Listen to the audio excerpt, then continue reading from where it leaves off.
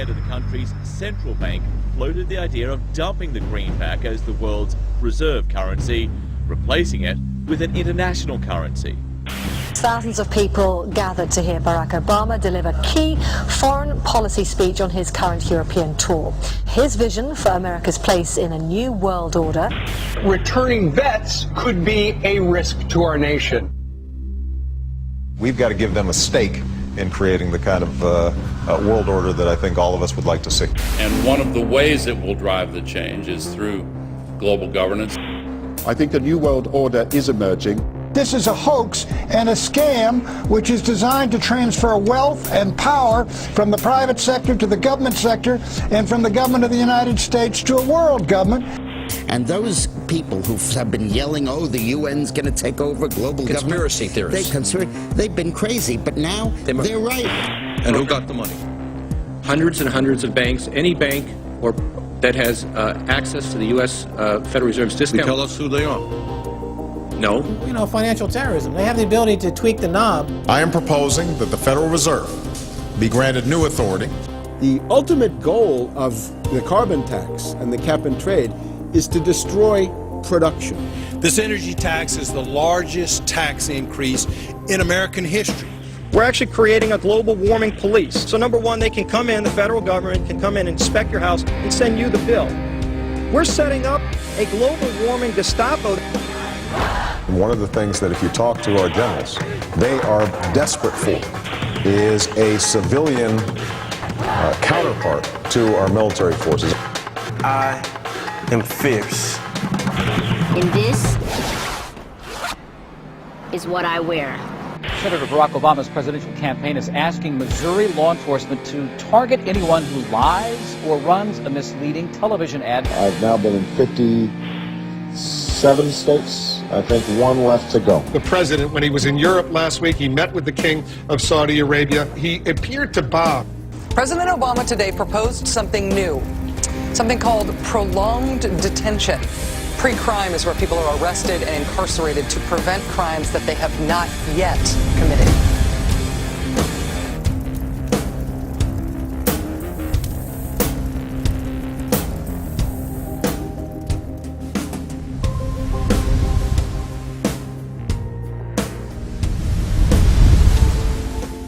It's the World Wrestling Federation. It's the Washington Wrestling Federation. They put on this show that they're bitter rivalries, you know, villains, and they really don't like each other. But behind closed doors, they buddy up for a drink and make deals. Both the Republican and Democratic parties are owned by the same global elites. And on issues that matter to those global elites, they act as one. They've wrapped themselves in the American flag, and they've talked about preserving American heritage and principles, and all the while they're working to merge us into a new world order where our sovereignty will be destroyed. We'll lose all connection with our American heritage. With Bush, you knew exactly what you were getting. It was there was no iron fist in a velvet glove. It was just the iron fist. Whereas with Obama, you've got the velvet glove and the iron fist. You know, a very sharp guy, very smooth, knows exactly what he's doing. For that reason, far more dangerous than Bush. Well, at the end of last year, I was willing to give Obama the benefit of the doubt. I thought it was premature to write this guy off.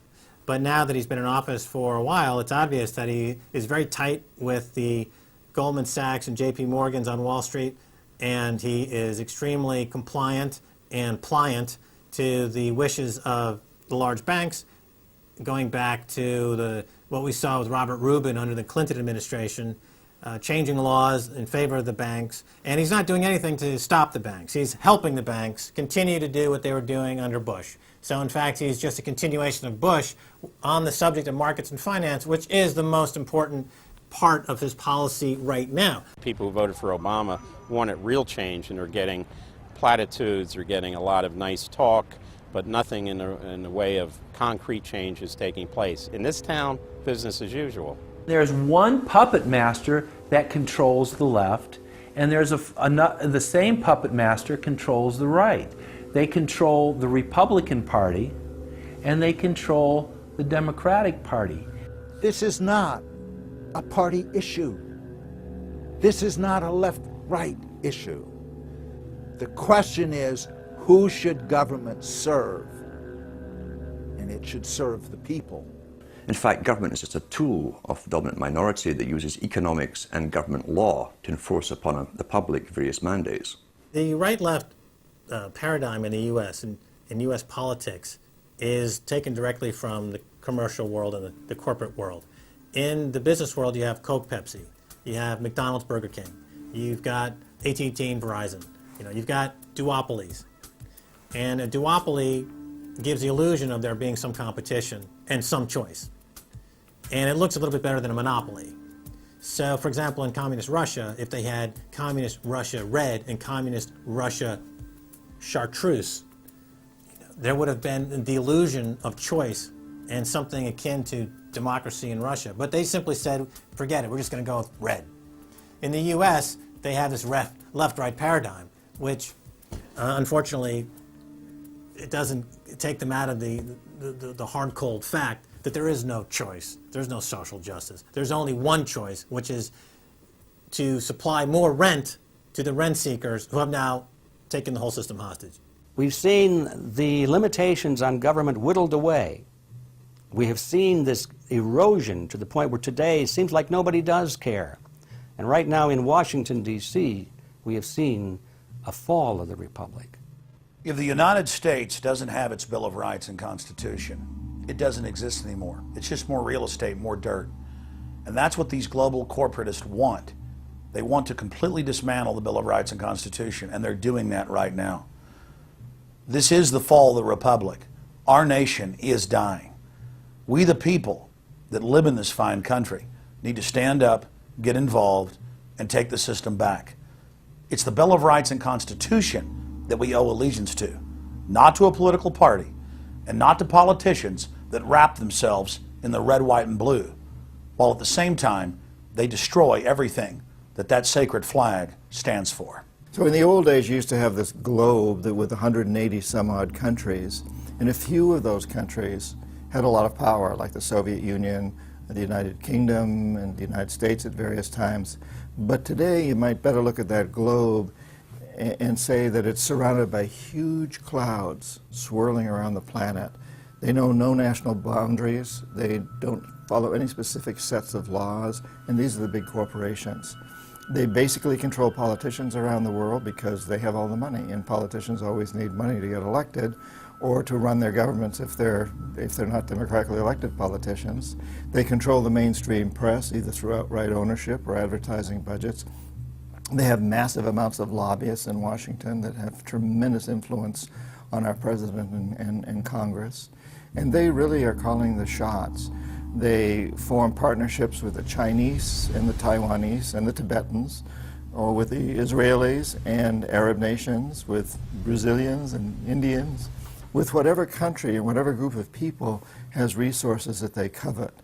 And so for the first time in history, we really have this new form of an empire. Barack Obama is a puppet of the New World Order to bring in a World Bank, to destroy the economy of this country, and to bring in global governance.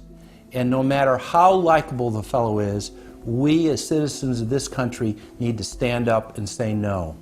We have to stand up to preserve a republic here and a rule of law, which is under dire threat. We don't want to live under a world government of the corporations, by the corporations, and for the corporations. I don't want to believe it, and that's probably what holds me back on it, but I'm certainly seeing enough indication that it could be true. Absolutely, because they're always talking about Mexico and the United States and Canada ending up like Europe. And there's things done politically that seem to take us in that direction. And so I think it's incumbent upon all of us as American citizens to pay attention. This move to world government is not about roses and happiness and peace and in a better life. It's about enslavement. They said in their own writings, from the earliest times to the present, the world they're bringing in is to be a world where everyone who is born, or would be allowed to be born, would be born to serve the state. That would be their sole function. That's if they had a job for you to fulfill or a need for you.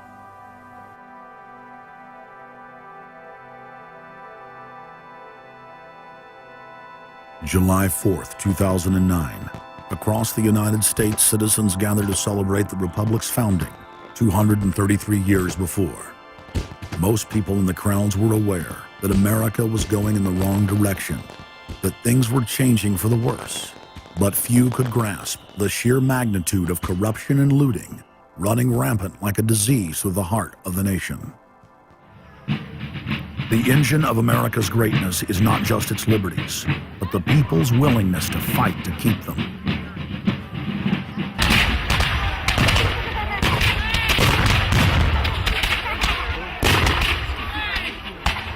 Hundreds of other nations have had much larger populations and greater resources, but have never produced 1/10 of the wealth, science, and art that the United States has.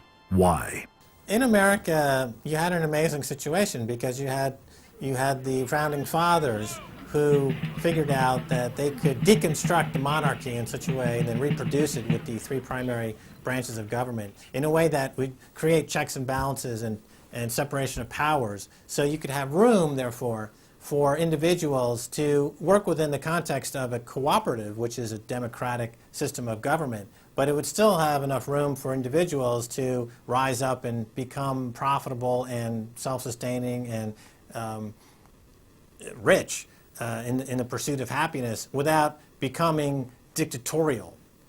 But unfortunately, over the years, since all of those separation of powers have been cut away, and all of the beautiful design by the founding fathers has been co-opted by one corporate entity, one corporate communist entity, you don't have that anymore. So what we have, we're back to where we were before the revolution. You have one monolithic state. For the first 100 years or so of the United States, after the 1700s, when we freed ourselves from British rule, no corporation was given a charter in the United States unless it served the public good. It had to prove that.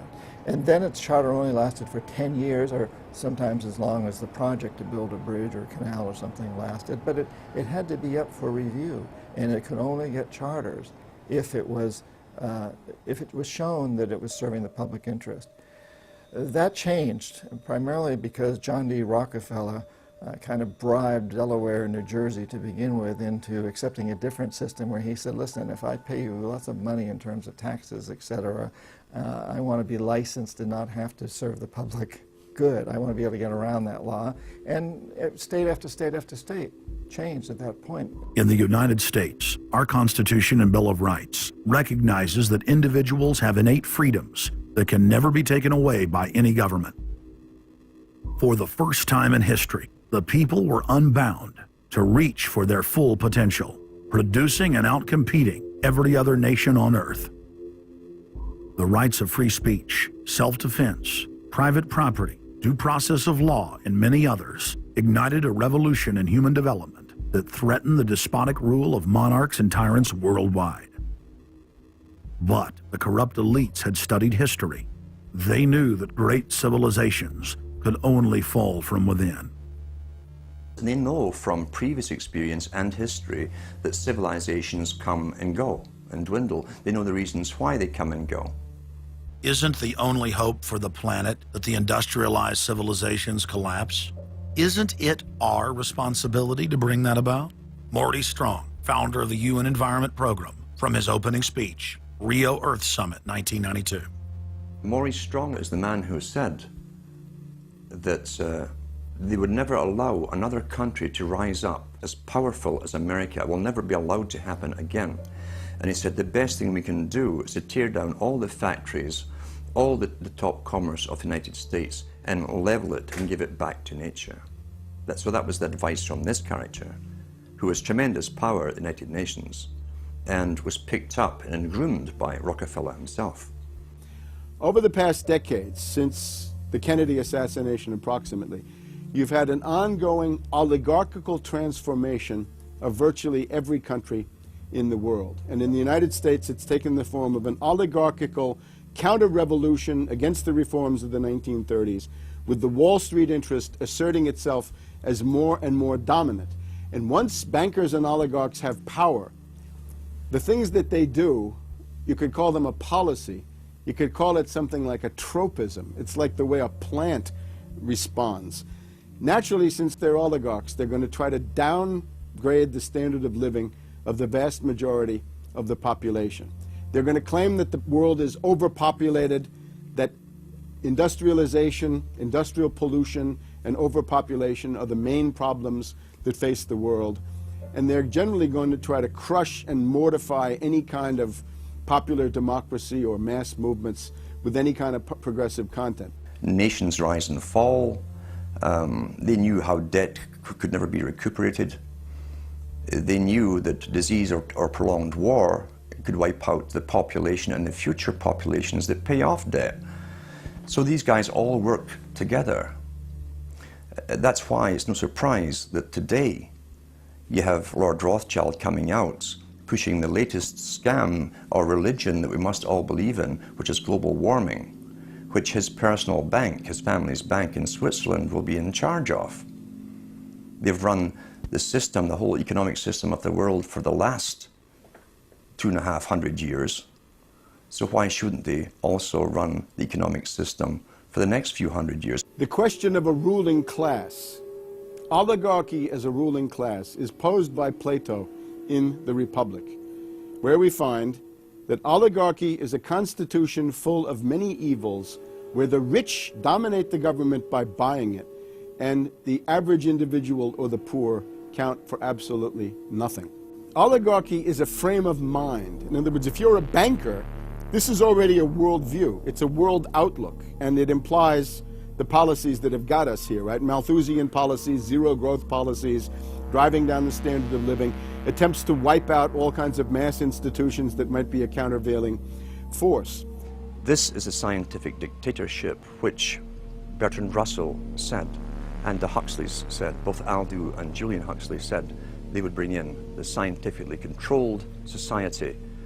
It's not just family planning, which really means abortion and so on, it's global planning, which is literally sterilization and abortion worldwide for the ideal reduced society, and not just across the board, through genetics, through the Genome Project, through the constant IQ testing. Globalization has economically destroyed the world.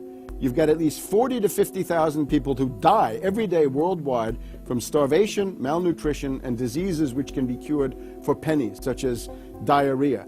And if you ask one of these Malthusian oligarchs, don't you think that something should be done to raise the standard of living in Africa or South Asia? They'll say, no, we can't do that. That would wound the planet. That would oppress Mother Earth. So that's oligarchy. Class consciousness in this sense is absolutely essential. If you think that bankers are the same as you, you're wrong. F. Scott Fitzgerald once told Hemingway, you know, the rich are different from us. And Hemingway said, yeah, they have more money. And F. Scott Fitzgerald replied, no, it's something much deeper. It's a whole different world. To be an oligarch, to be a Rockefeller or something of this sort, means that you're in a completely different world with values which are the reverse of human values. Now, if you allow the oligarchs to continue to dominate, the destruction of world civilization is a matter of a few decades at the very, very most. So, choose. To force their agenda through, the elites are employing one of their favorite tools, artificial crisis creation, also known as the Hegelian dialectic of problem-reaction-solution. You never want a serious crisis to go to waste. And what I mean by that, it's an opportunity to do things that you think you could not do before. The Earth's ruling elite are first and foremost monopoly men. The founder of the Rockefeller clan summed it up simply when he said, competition is a sin. Rockefeller himself said that competition was a sin. And people quipped at that, thinking it was one of his little jokes. He made many jokes about saving pennies and stuff like this. But in reality, he was telling you a truth, that competition to a man like him, who worked for a much larger organization, competition truly was a sin. And the cartels have been formed ever since, have become much bigger, more powerful.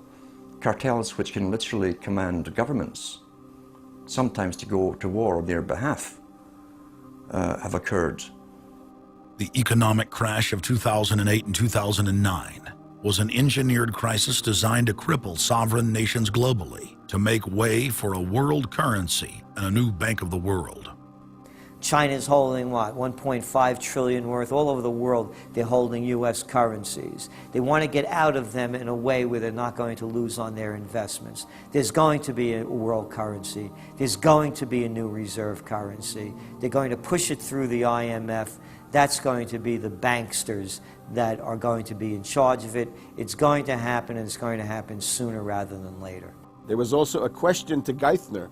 Do you think that the U.S. dollar ought to be replaced? And he blew it. He had a moment of candor where he said, yeah, we're considering that. So on that day, the dollar went down 1% within a couple of minutes. Chinese government proposal about a global currency and about the IMF regulations, the new IMF idea about the general agreements to borrow and having a faster ability to disperse to the emerging market.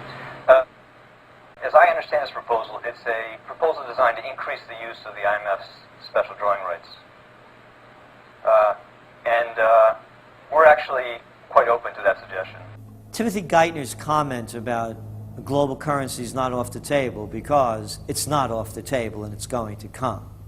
The whole world is ready to bail out of bucks. They just want to do it in a way where they're not going to lose on their investments. That's all that's going on. All the people around the world, the Japanese who have $1 trillion, the Chinese who have $1 trillion, the Saudis have $1 trillion, the Europeans something similar, they're all going to dump it at the same time.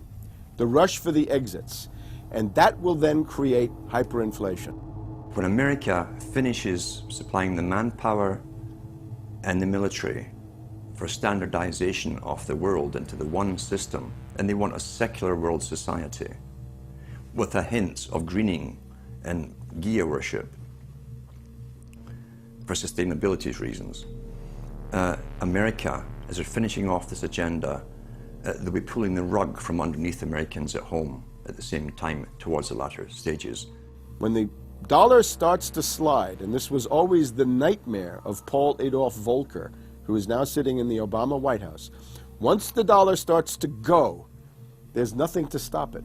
There's no useful way that you can stop it once it begins to gather momentum. So I think we're facing the probability of some form of dollar panic combined with hyperinflation sometime during the Obama presidency. They're now pulling the rug away from under the feet of the people. They're becoming rapidly a non-manufacturing country.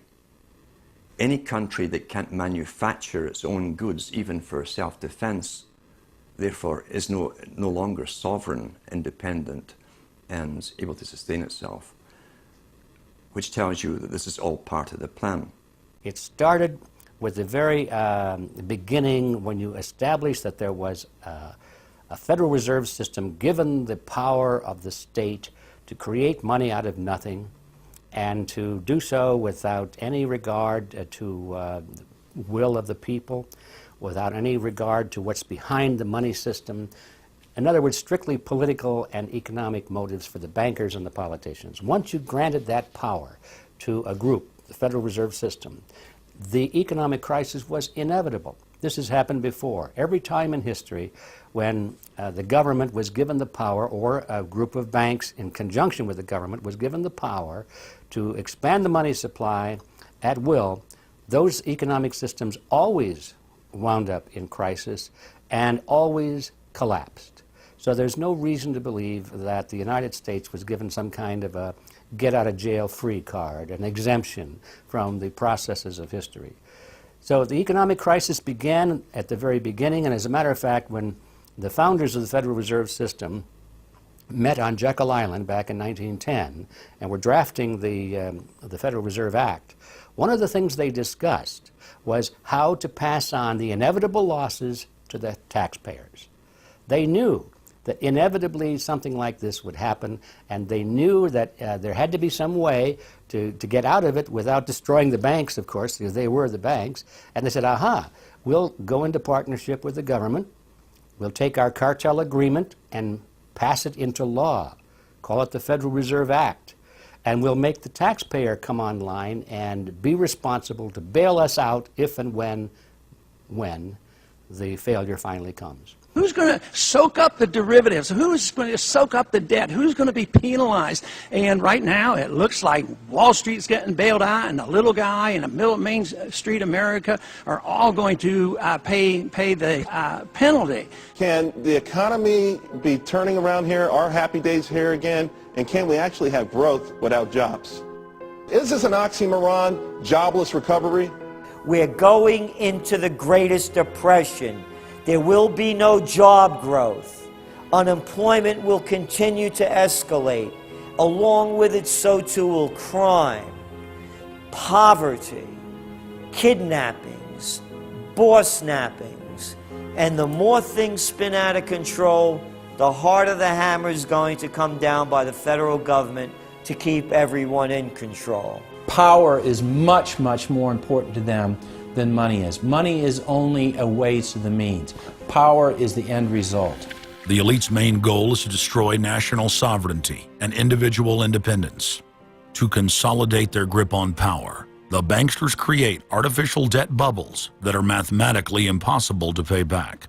These are those sinister, toxic assets, the complex financial instruments that they talk about but never really name. They're paper based on paper. They're credit default swaps, collateralized debt obligations, mortgage-backed securities, asset-backed securities, structured investment vehicles, auction rate securities, and so on down the line. It's an immense mass of cancerous, fictitious, speculative paper, bloated in value, impossible to bail out. Triage the derivatives on their books. There's no way to bail out a $1.5 quadrillion black hole of derivatives, but nevertheless they tried. The Wall Street cronies are crooks. If you leave the vault to the bank open, these people are going to help themselves. The job of the government is to make sure there's somebody there to make sure the vault is closed, and very few people have the combination.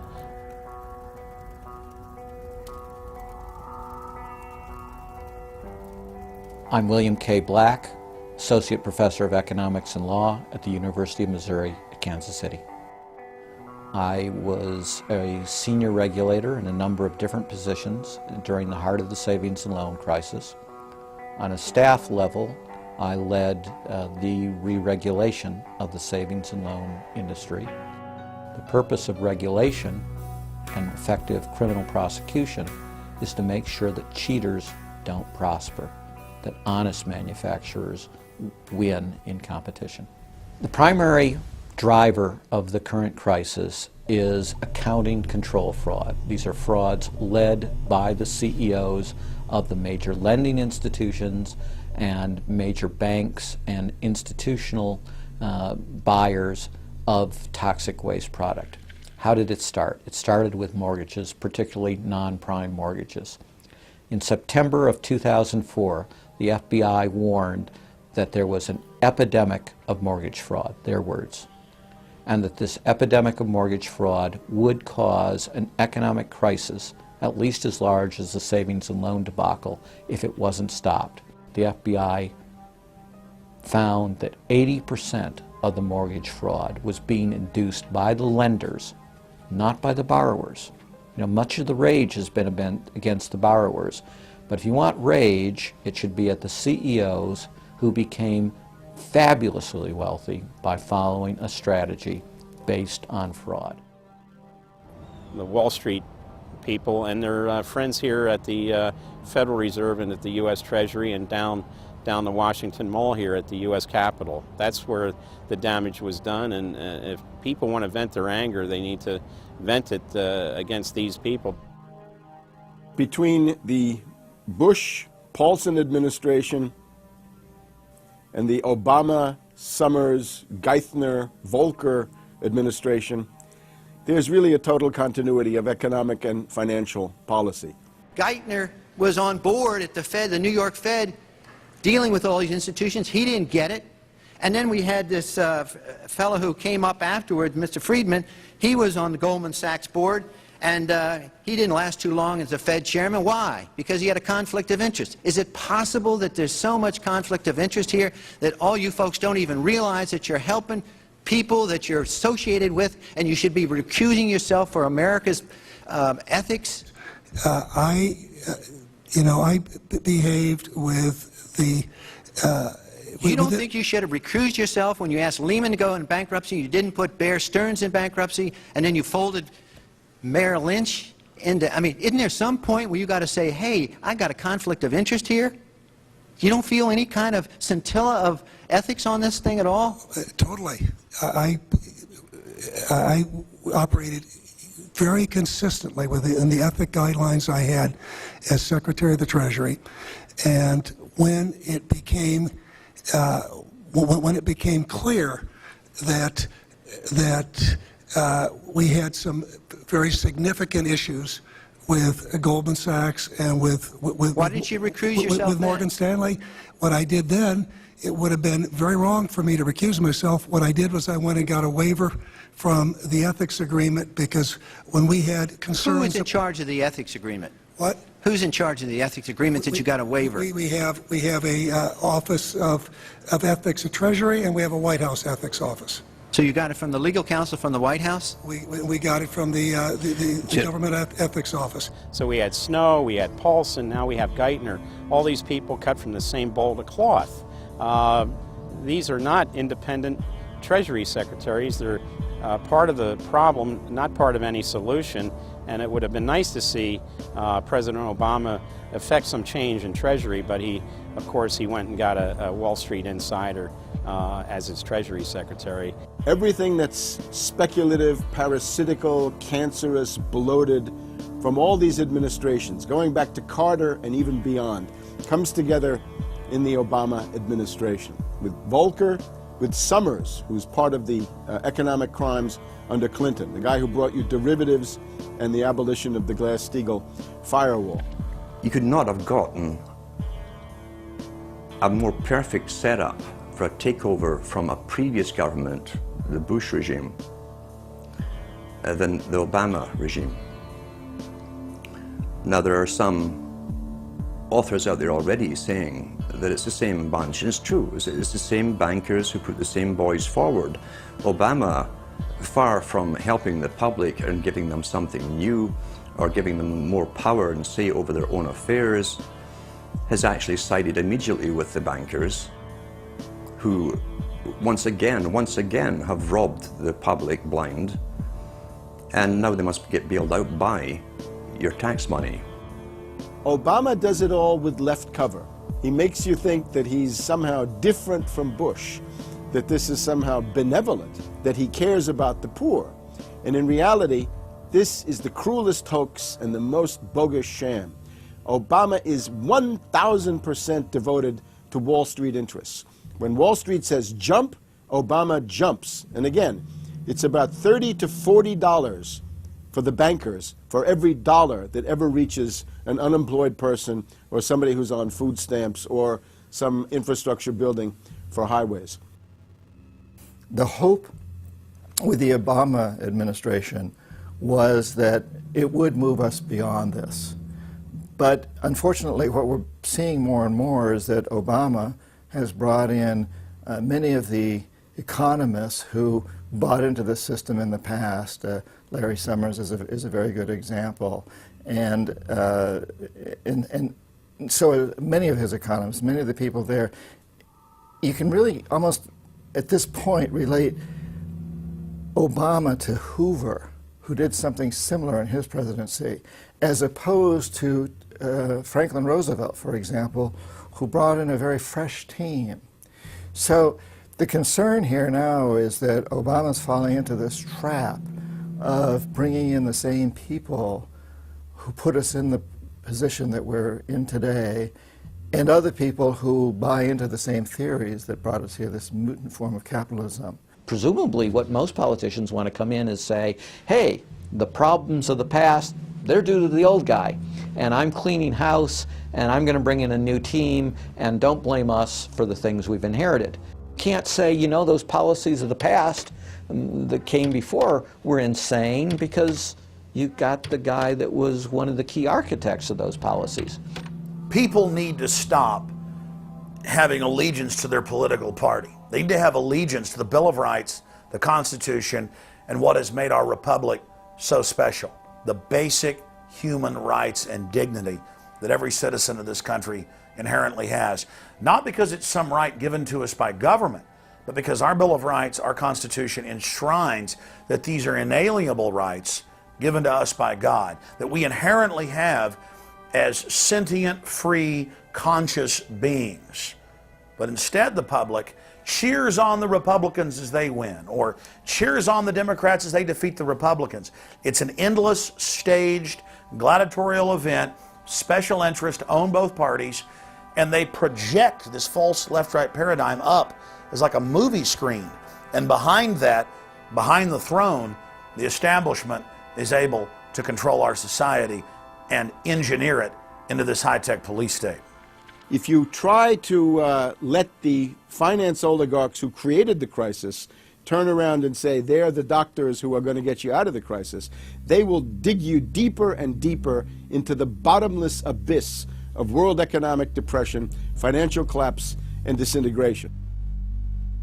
The Democrats have really done more to destabilize the American economy and to help the big banks on Wall Street than the Republicans have done. I would imagine that the Republicans know a little bit more about finance and markets enough that when someone like Goldman Sachs asks the Congress to change laws as they did in the 90s to do away with position limits on the futures contracts, the Republicans would have said, no way, that's completely inconsistent with any notion of a fair market. But the Democrats, I have a feeling, are just not financially literate enough to say no.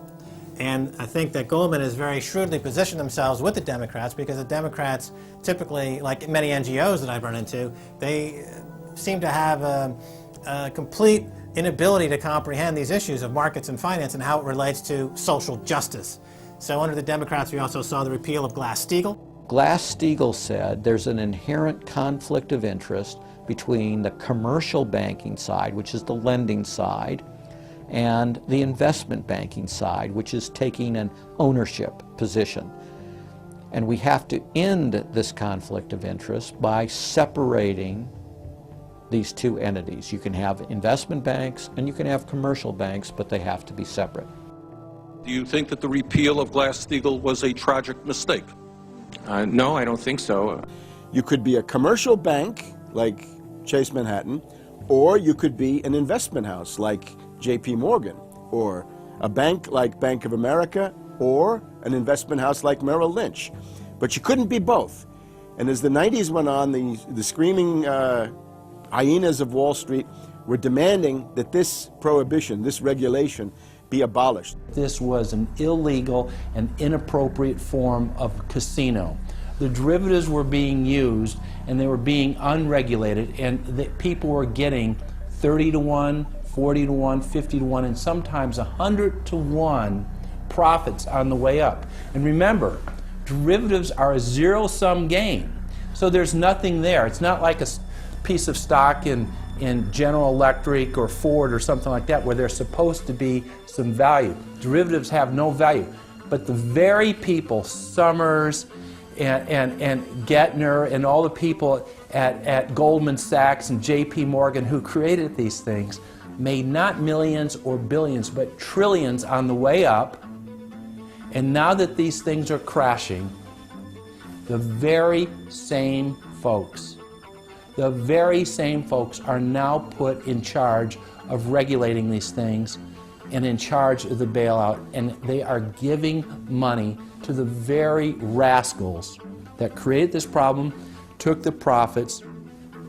The problem cannot be fixed.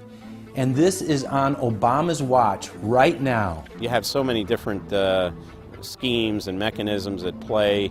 It's sort of like after there's a blackout, you know, people in some parts of the country have been known to loot the local stores. You know, they go in, they grab the televisions, and they grab the stereos. And basically that's what the Wall Street gang has done. They've just engaged in this massive looting of money from their own companies and now from the U.S. Treasury. There was a lady called Brooksley Born. She was the head of the Commodity Futures Trading Commission under Clinton. And she said, look, we have these derivatives. Why don't we at least make them reportable so we know how many there are and where they are? And she writes in a biographical account, she said, I picked up the phone and Larry Summers was screaming at me that I was interfering with the wonderful inventiveness and ingenuity of Wall Street and their ability to come up with new financial products, such as these derivatives. Brooksley Born was the chair of the Commodities Future Trading Commission, CFTC, which regulates many financial derivatives. And she said there's a grave danger out there in the form of these credit default swaps. And credit default swaps are an exotic financial derivative, or moderately exotic financial derivative, that were sold on a bright, shining lie that they were supposed to make markets more efficient. In fact, they allow utterly insane gambles, and they're really great devices for accounting fraud as well. She actually says, I'm thinking of adopting this regulation. The Clinton administration goes berserk, and in particular Larry Summers, but also Rubin. Now behind Larry Summers, there's another layer. Bob Rubin of Goldman Sachs, the Clinton administration, and Citibank. And he also thought that derivatives were a wonderful thing for the U.S. economy, and he made sure that they were never regulated. Also, we can't forget Alan Greenspan over at the Federal Reserve. Now, you look at Summers, he is sitting in the White House today, making policy for Obama. Summers tells Obama what to do. Summers tells Geithner what to do. He's also got some of his hatchet people in the administration. Mary Shapiro runs the Securities and Exchange Commission. She refuses to ban naked short selling and other market manipulations. You've also got another guy called Gensler over at the Commodity Futures Trading Commission today. He is an acolyte and a supporter of the derivatives bubble. We made the new CFTC chair a guy who had helped to kill Brooksley Born's reform initiatives. And we just did this under the Obama administration.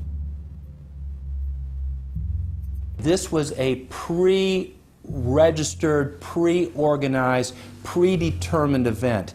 Anybody who knows that if you allow the banks to become unregulated financial institutes with tsunami-like weapons of mass destruction-like financial instruments like derivatives, to allow that to run up to levels that are 50, 100, 200 times the gross domestic product with no value. They know that they are taking the profits on going up, but they also know that the end result is the destruction and gutting of this economy. The scam is simple. The insiders buy hard assets and political influence as the fiat bubbles expand. And then, at a time of their choosing, they purposefully implode the bubble. You've got a very small group of people, and the Federal Reserve and the global central banking system and the Bank of International Settlements in Switzerland, who are purposefully managing the boom and bust, credit supply, credit contraction, money supply growth, money supply contraction, to create artificial roller coasters and artificial volatility that they can trade around without taking any risk. It doesn't cost them any money. And if they do make a mistake because they're, as George Bush said, oh, the bankers on Wall Street are drunk. It is uncertain. There's no question about it. Wall Street got drunk. That's one reason I should turn on the TV cameras. Let's say they walk in one day and they push the wrong button and they lose the bank $1 billion or $5 billion or $100 billion. They can appeal to the government to bail them out. It's a totally asymmetric relationship between bankers and the rest of the economy. If they make a mistake, they get bailed out. If everyone else makes a mistake, they get put in jail, called a terrorist, and we never hear from them again. But it's a more sophisticated form of slavery, and we're going through it today. We see the taxation is going up all the time with the supposed crash of the banks that was not a happening out of the blue. It was set up for this time. They could have kept it going for another few years if it suited them, and then crashed all the bubbles. But now is the time. As they say in their own writings, now is the time. One of the great benefits of an economic model from an economist standpoint is you can basically get whatever results you want. You can manipulate the inputs to make that happen. And that makes it a very easy tool to use to hoodwink other people. These manufactured, these engineered financial catastrophes are the result of a central banking system that has the ability to add and subtract credit, add and subtract dollars and money at will to create this roller coaster effect. Because unlike most people, the banks are able to make profits as easily on the way down as they can on the way up in any given situation. Volatility is great for banks and professionals. Volatility is not great for the most average people. Their operatives in government and media then hold the economy hostage by issuing the ultimatum: give us unlimited bailout money or the economy dies. What's being used is what I call, to try to get the money, is what I call the suicide threat, where, you know, if anybody has ever seen the movie Blazing Saddle, the sheriff is surrounded by hostile town folks. He takes out his gun, points it at his head and says, you know, don't move or I'll shoot. Well, that's what the big banks are saying. You know, give us unlimited cash or we'll die. And if we die, you'll die, because we're too big to fail. It is a false flag attack, because Hank Paulson will get up in front of Congress and say, we need $700 billion because that thing, that existential threat, the market is attacking us, and we need this handout to fight Mr. Market. Mr. Market is out there. We need to fight Mr. Market. It's an existential threat. Meanwhile, he is Mr. Market.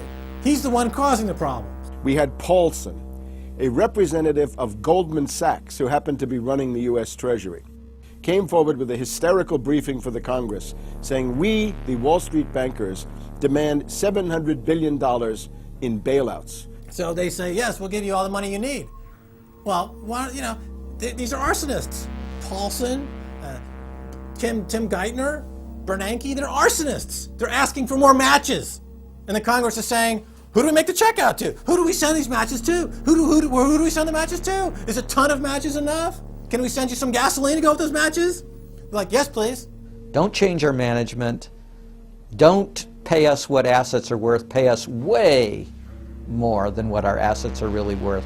Don't make us use honest accounting. Allow us to lie. We've just, under congressional pressure, changed the accounting rules for the express purpose of making sure that the big banks don't have to report honest losses. The only way they can pass this bill is by creating and sustaining a panic atmosphere. That atmosphere is not justified. Many of us were told in private conversations that if we voted against this bill on Monday, that the sky would fall, the market would drop 2,000 or 3,000 points the first day, another couple thousand the second day, and a few members were even told that there would be martial law in America if we voted no.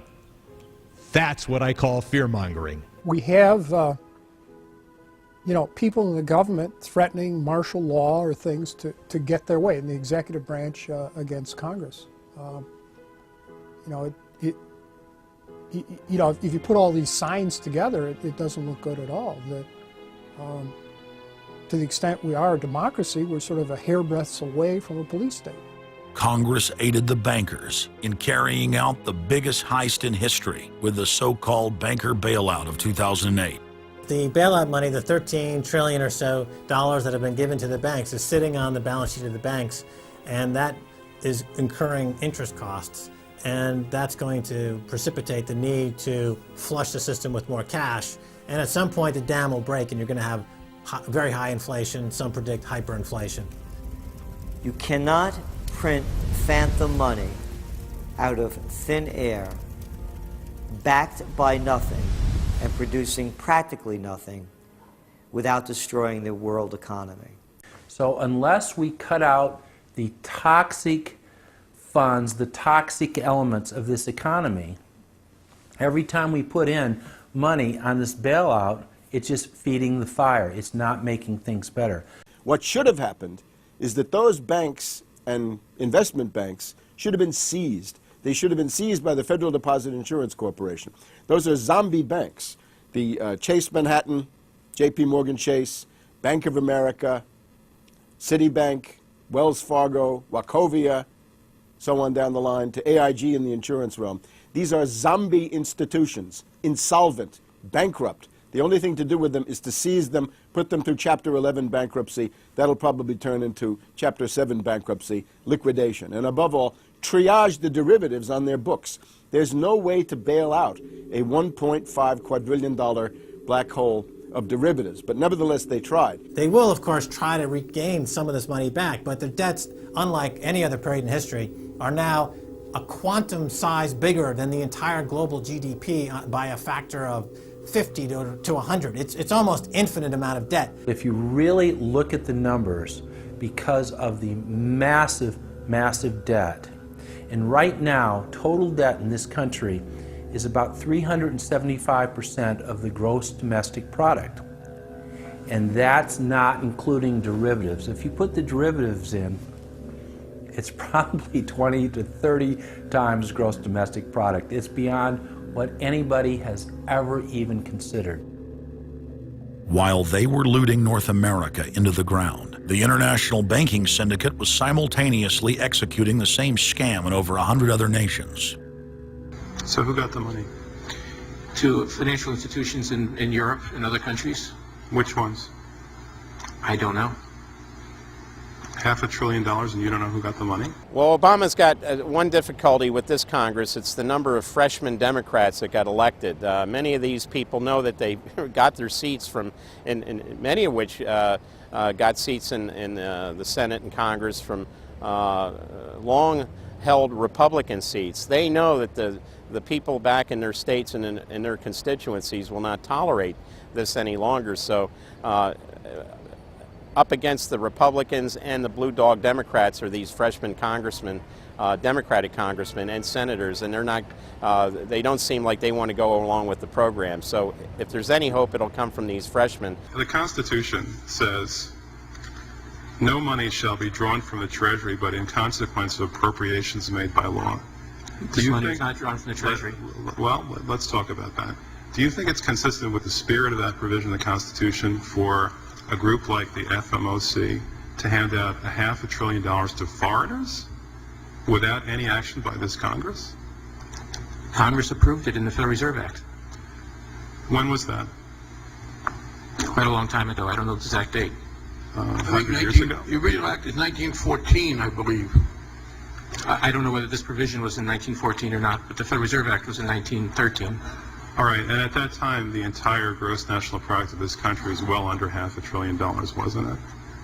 I don't know. Is it safe to say that nobody in 1913 contemplated that your small little group of people would decide to hand out $500 billion to foreigners? What the bailout legislation really did was give a blank check backed up by U.S. taxpayers to offshore megabanks.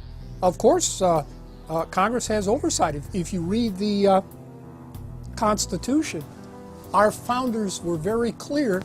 Anything to do with taxes and money is put into the hands of both houses of Congress together. Both houses of Congress together must approve it. Because it's a buck, because that's why we fought the revolution. Taxation without representation was part of it. Foreign banks, Société Générale of France, about 10 billion for a French bank. Deutsche Bank of Germany. Did Deutsche Bank need the money? How much did they get from the bailout? Well, they told us they got $12 billion from the bailout. And Barclays Bank of Britain, $10 billion.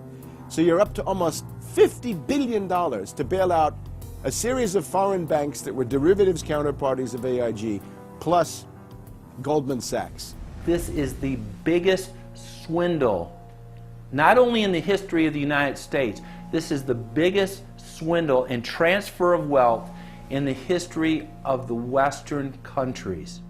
And we've seen all these cronies from Wall Street with the combination to the vaults around the country, and they've just looted the Treasury and the banks and the securities industry dry.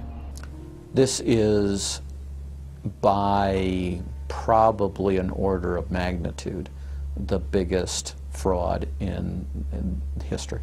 Over the next 10 months, $23.7 trillion was stolen from the U.S. Treasury. The gentleman from North Carolina, Mr. McHenry. Thank you, Mr. Chairman. And the tune of $23.7 trillion worth of taxpayer exposure for the bailouts is quite striking. The calculation right now is that with Obama, we've got $24 trillion as a line of credit available only to Wall Street banks, insurance companies, credit cards, mutual fund companies, and others, but only financial institutions. $24 trillion of money from the Federal Reserve, from the Federal Deposit Insurance Corporation, and from the Treasury in the form of the bailout of October 2008. The Federal Reserve, the private holding company for the offshore banks, arrogantly told Congress and the American people that it was none of their business what the private banks did with the people's money. One very interesting exchange. Senator Bernie Sanders of Vermont asking Bernanke, we have given upwards of $2 trillion to various financial institutions. You've got to tell me, where did the money go? And Bernanke simply stonewalls and says, I won't tell you. And who got the money? Hundreds and hundreds of banks. Any bank that has access to the U.S. Federal Reserve's discount. Tell us who they are. No. Do you have to be a large, greedy, reckless financial institution to apply for these monies? There is no subsidy. There is no capital involved. There is no gift involved. It is a collateralized, short-term liquid loan that is both over-collateralized and is recourse to the company itself. We have never lost a penny doing it. And how can other institutions get those loans as well? According to the law, we are supposed to be lending to depository institutions. Let me just say this, Mr. Chairman. I have a hard time understanding how you have put $2.2 trillion at risk without making those names available, those institutions public. And we're going to introduce legislation today, by the way, to demand that you do that. It is unacceptable to me that that goes on. Behind me, the Federal Reserve is probably the least transparent agency in the federal government. One could even argue that the Central Intelligence Agency is more transparent than the Federal Reserve. The fact is that the American people want to know more of the secrets of the temple, as the book was before you were born, The Secrets of the Temple. The Fed, as you know, is just a monopoly by the bankers. This is simply putting the foxes in charge of the henhouse. Personally, I'd be in favor of Congress just nationalizing the Fed and getting the bankers out of there. They're just stealing from the American people. Put it directly in the hands of Congress and let Congress decide, rather than this cabal of bankers deciding their own rates of profit at the expense of the American people. Since the Federal Reserve's creation in 1913, patriots have labored tirelessly to alert the American people to the true nature of the Federal Reserve. Throughout its 90-plus year history, most Americans falsely believed that the Federal Reserve was a government agency. But today, scientific opinion polls show that the vast majority of the public is aware of the fact that the Federal Reserve is a front company for an offshore private banking cartel that dominates not just the United States, but almost every other nation on Earth. It's never been written about in any book that I've found as to who gave these guys the authority or permission to be the international bankers for the world. Why would you even need international bankers? Why would any government agree to use them? Why would you need to use them? Why can't any country create its own money? It tells you there was already an existing superstructure, already in existence, maybe 200-300 years ago, to give these guys permission to somehow be the overlords of all money for all countries. Polls also reveal that 75% of Americans demand a public audit of the secretive organization. By the summer of 2009, Congressman Ron Paul's bill to audit the Fed had gained more than 280 sponsors in the House. But the private Fed's high-powered lobbyists were able to block a vote on the bill in the Senate. That only piqued the public's interest. I have another amendment. I have been informed that the majority plans to block consideration of this amendment, which is number 1367, regarding the transparency at the Federal Reserve. Madam President, I'd like to call up Amendment 1367. Without objection, the clerk will report. The Senator from South Carolina, Mr. DeMint, proposes amendment number 1367. Senator from Nebraska. I make a point of order against the DeMint amendment that it's legislation on appropriations. Madam President? The point of order is well taken. The amendment. I regret the objection. The amendment falls. The people began asking themselves, why couldn't there be an audit of the Federal Reserve? The Fed has never once been audited. In the whole period of time, in the almost 90 some odd years that the Fed has been around, the most powerful agency and independent agency, it has never once been audited. This is an absolute crime against the freedoms of this country. Do you think it would cause problems for the Fed or for the economy if that legislation was to pass? My concern about the legislation is that if the GAO is auditing not only the operational aspects of our programs and the details of the programs, but is making judgments about our policy decisions, that would effectively be a takeover of monetary policy by the Congress. Is that your position, that this bill, if it were to be passed, would interfere directly with interest rates, setting interest rates? If we were to raise interest rates at a meeting and someone in the Congress didn't like that and said, I want the GAO to audit that decision, wouldn't that be viewed as an interference? I wouldn't think so. This is just reviewing it, and you can do what you want. The Federal Reserve has never been subjected to an outside audit. And if you audit them, it's very likely that Greenspan, Bernanke, and Volcker might all go to jail. It was announced earlier today, that there will be a hearing on H.R. 1207, the bill to audit the Federal Reserve Bank. This will be the first independent audit in the Federal Reserve's 96-year history, and it's long overdue. Months ago, I asked the Vice Chairman of the Federal Reserve who received the $1 trillion in funds that the Federal Reserve has handed out to domestic institutions. He said, I'm not going to tell you. And then more recently, the Chairman of the Federal Reserve, I asked him who receives the $500 billion, we're talking about $500 billion, that the Federal Reserve handed over to foreign central banks. Who did they disseminate that money to? And he said, I don't know. $500 billion, and he doesn't know. It's long overdue. We need to audit the Federal Reserve, and I'm happy to say that we're going to have a hearing on that very soon. The only way, really, America can get out of the current mess is you've got to shut the Fed down completely, get rid of the Fed. You've got to put the money printing mechanism back under the roof of the federal government instead of outsourcing it to the Fed. Why were the bank's front men, Alan Greenspan and Ben Bernanke, all over the news saying that they were above the law? What is the proper relationship, what should be the proper relationship between a chairman of the Fed and a president of the United States? There is no other agency of government which can overrule actions that we take. What the relationships are don't frankly matter. A grassroots movement demanding that the private Federal Reserve be nationalized exploded in size across the country. The momentum had shifted. Now the arrogant central bankers were the ones running scared. They had planned to use their stage crisis to bring in an all-powerful central bank of the world. Immediately, every country goes into action at the same time. The International Monetary Fund is mentioned at the G20 meeting.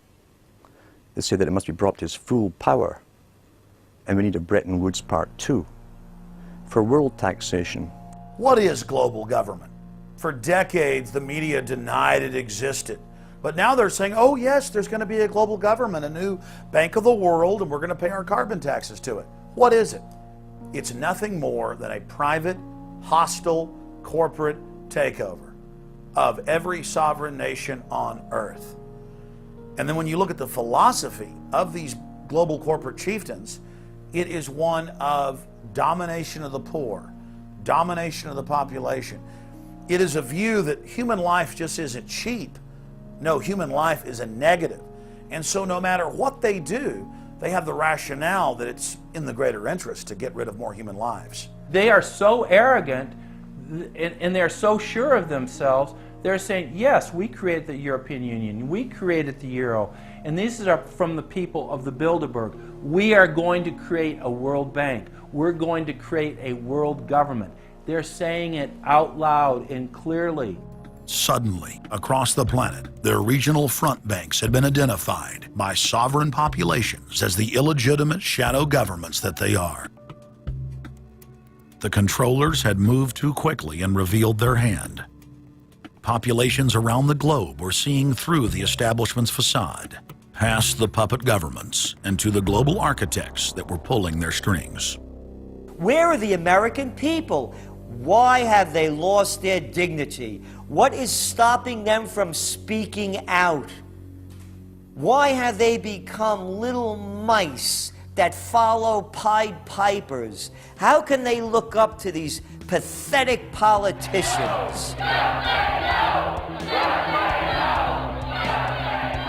Go sit down. I have a question for this young man.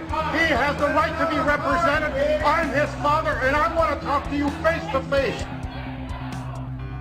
Crooked door. Why not a lobbyist with all kind of money to stuff in your pocket so that you can cheat the citizens of this country? So I'll leave, and you can do whatever the hell you please to do. One day God's gonna stand before you, and he's gonna judge you and the rest of your damn cronies up on the hill. And then you will get your just desserts. As the public begins to awaken to the fact that Barack Obama has cold-bloodedly betrayed the pledges he made to the American people, the establishment media and Democratic leaders have invoked the tactic of divide and conquer.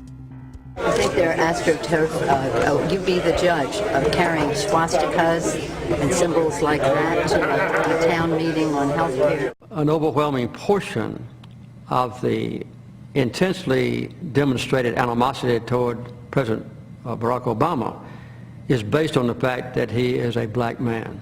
Desperate to ram their agenda through, they have played the race and class cards. You start to wonder whether, in fact, the word socialist is becoming a code word, whether or not socialist is becoming the new N-word. When I heard people going after the First Lady and the number of staff people they have, it sounds racist to me. It is essential that the establishment play the population off against each other, along the lines of Republican, Democrat, liberal, conservative, black and white. As long as the people are fighting with each other, they can never get together and remove the corporate dictatorship that has criminally seized power through the national security state. Just as George W. Bush betrayed his foolish followers, so must Obama, because his only allegiance is to his offshore masters. President Obama today nominated Ben Bernanke for a second four-year term as Federal Reserve Chairman. The president called his actions on the global financial crisis bold and out of the box. As an expert on the causes of the Great Depression, I'm sure Ben never imagined that he would be part of a team responsible for preventing another. But because of his background, his temperament, his courage, and his creativity, that's exactly what he has helped to achieve. And that is why I am reappointing him to another term as chairman of the Federal Reserve. So Obama has made it quite clear by his actions, never mind his words, his actions, as to who owns him, who he works for, and who he serves. And it's not the American people. It is so obvious to anyone paying attention that the President of the United States is not the real person in control. Whether it is Gerald Ford or Jimmy Carter or Ronald Reagan or Clinton or Bush, Obama is no different. And to think that he is an independent figure is just crazy. And as Franklin Delano Roosevelt said, presidents are selected, they are not elected. Obama pledged that he would end NAFTA and GATT, and has since fought to expand both of them. Obama promised that he would have the most transparent administration ever, and he is already more secretive than Bush and Cheney ever were, even making it a secret who visits the White House. I can make a firm pledge. If your family earns less than $250,000 a year, if you make less than $250,000 a year, if you are a family making less than $250,000 a year, you will not see your taxes increased a single dime. You will not see your taxes go up. You will not see your taxes increase one single dime. Not your capital gains tax, not your payroll tax, not your income tax, no tax. Not your income tax, not your payroll tax, not your capital gains taxes, not any of your taxes. Not your payroll tax, not your capital gains tax, not your income tax, no tax. Your taxes will not go up, because the last thing you need is higher taxes when we're in a recession like this, and you won't get one under an Obama administration. Obama made the centerpiece of his campaign the pledge that taxes would not be raised on anyone making under $125,000 a year. He has since gone back on that promise as well, and has proposed new taxes on payroll, energy, home mortgage deductions, and scores of other taxes. He made a pledge. He said, I'm not going to raise taxes on anyone making under $250,000. Is that pledge still active? We are going to let the process work its way through it. So it's not. So it's not. We're going to let the process work its way through it. All right? The Senate is looking especially at this issue of capping the deductions for health care that employers and employees now get. That would be an tax increase for many families earning under $250,000, but the president said he was open to it, so that means that the tax pledge he made back in September is no longer operative? Obama said he was going to abolish the Patriot Act. He now vigorously defends it. We saw the same type of flip-flop when it came to warrantless wiretapping of the American people. Look what Obama's done with wiretapping, surveillance. He's brought it to heights even beyond what George Bush, the disgusting levels that he brought it to. So we have more surveillance. Now they're talking about, what is it called, Cybercom, the new Pentagon secret cyber society that's going to be watching over us. To get those terrorists, we got to get those terrorists. So now they'll be invading our privacy even more. So, I mean, it really almost makes you ask the question, would it have been better if we never invented the internet and had to use paper and pencil or whatever? Now Obama is setting up the Cybersecurity Command, which the government admits completely ends the Fourth Amendment and allows President Obama to shut off the internet in the United States whenever he wishes. Indeed, in today's world, acts of terror could come not only from a few extremists in suicide vests, but from a few keystrokes on the computer, a weapon of mass disruption. As part of the new single national security staff announced this week, I'm creating a new office here at the White House that will be led by the cybersecurity coordinator. This new control grid is administered by the Pentagon. They just want to keep tabs on us. So we're turning into a surveillance, wiretapped government state. The government is taking more and more control over our lives. I can stand here today as President of the United States and say without exception or equivocation that we do not torture. Obama made a show of investigating torture, but has ignored the Army's own detailed investigative reports, which name the torturers that the White House memos document were following the directives of Bush and Cheney, the men who are most guilty for issuing the infamous orders. Some low-level soldiers have been prosecuted for their role at Abu Ghraib, but no senior officer has been held accountable in any of these cases to date. Heidi? I know that these debates lead directly, in some cases, to a call for a fuller accounting, perhaps through an independent commission. Now, I've opposed the creation of such a commission. Next, Obama expanded Bush's doctrine of indefinite detention of foreigners without trial to holding citizens without evidence indefinitely, without ever even committing a crime. President Obama today proposed something new, something called prolonged detention. Pre-crime is where people are arrested and incarcerated to prevent crimes that they have not yet committed. Barack H. Obama, who ran as an anti-war candidate, has continued the war in Iraq, massively expanded the war in Afghanistan, and unleashed a new conflict in Pakistan. Now Obama is promoting the biggest defense budget in history, dwarfing George Bush's war machine. What George Bush has been trying to do as part of his effort to accumulate more power in the presidency is he's been saying, well, I can basically change what Congress passed by attaching a letter saying, I don't agree with this part or I don't agree with that part. I'm going to choose to interpret it this way or that way. That's not part of his power. But this is part of the whole theory of George Bush, that he can make laws as he's going along. I disagree with that. I taught the Constitution for 10 years. I believe in the Constitution, and I will obey the Constitution of the United States. We're not going to use signing statements as a way of doing an end run around Congress. All right? Obama guaranteed that once president, he would stop the unconstitutional practice of issuing signing statements, through which the executive branch illegally usurps the legislative power of Congress. Congressman Kucinich, when he introduced his 60 articles of impeachment against Bush Jr., I think one was the signing statements. The form of the resolution is as follows. A resolution, articles of impeachment of George Bush, President of the United States. Resolved, that President George W. Bush be impeached for high crimes and misdemeanors. Article 26, announcing the intent to violate laws with signing statements, and in violation of his constitutional duty under Article 2, Section 3 of the Constitution, to take care that the laws be faithfully executed, has used signing statements to claim the right to violate acts of Congress even before he signs those acts into law.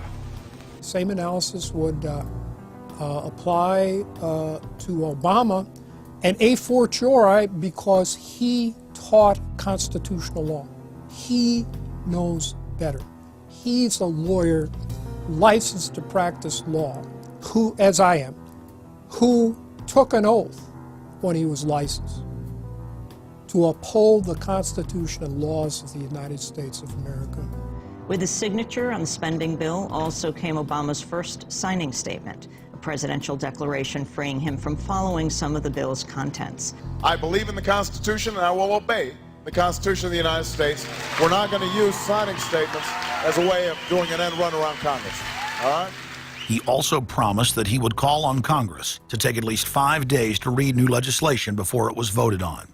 When there's a bill that ends up on my desk as president, you, the public, will have 5 days to look online and find out what's in it before I sign it, so that you know what your government's doing. But from his first day in power, he has aggressively pressured Congress to quickly pass bills before lawmakers and the public even have a chance to see them. Will state his parliamentary inquiry. Speaker, in order to try to figure out what we're doing, how much damage to the country, I tried to get a copy of the bill. We have out here on the table 2454 that has 1,090 pages in it, but I've understood since debate in here that there's another 300 pages that were added in the middle of the night.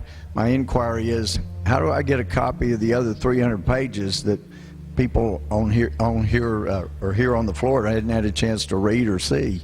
Where do we get that before we cram this down on the American people? Is there somewhere physically in the House of Representatives a copy of what we're voting on?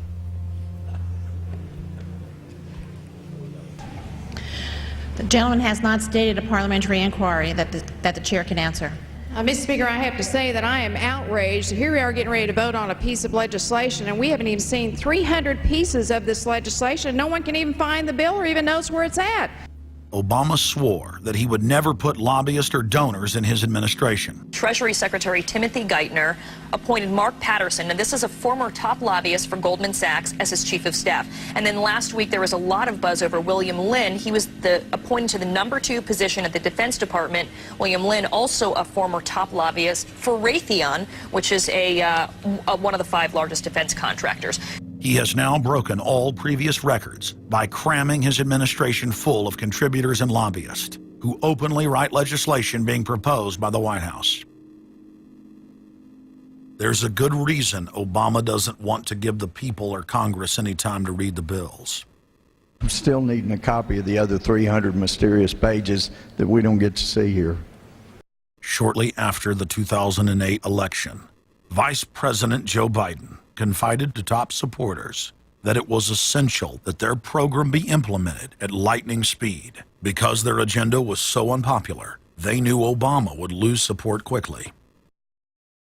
Obama's handlers were in a race to pass a raft of legislation before the people discovered that Obama was just a slicker, updated version of previous puppets. Obama is the New World Order's closer. It's his job to repackage and solidify the tyrannical policies of George W. Bush as progressive and trendy. So part of my job, I think, as president, is to make government cool again. Chris Hedges, author of Empire of Illusion, explained it succinctly. President Obama does one thing, and brand Obama gets you to believe another. This is the essence of successful advertising.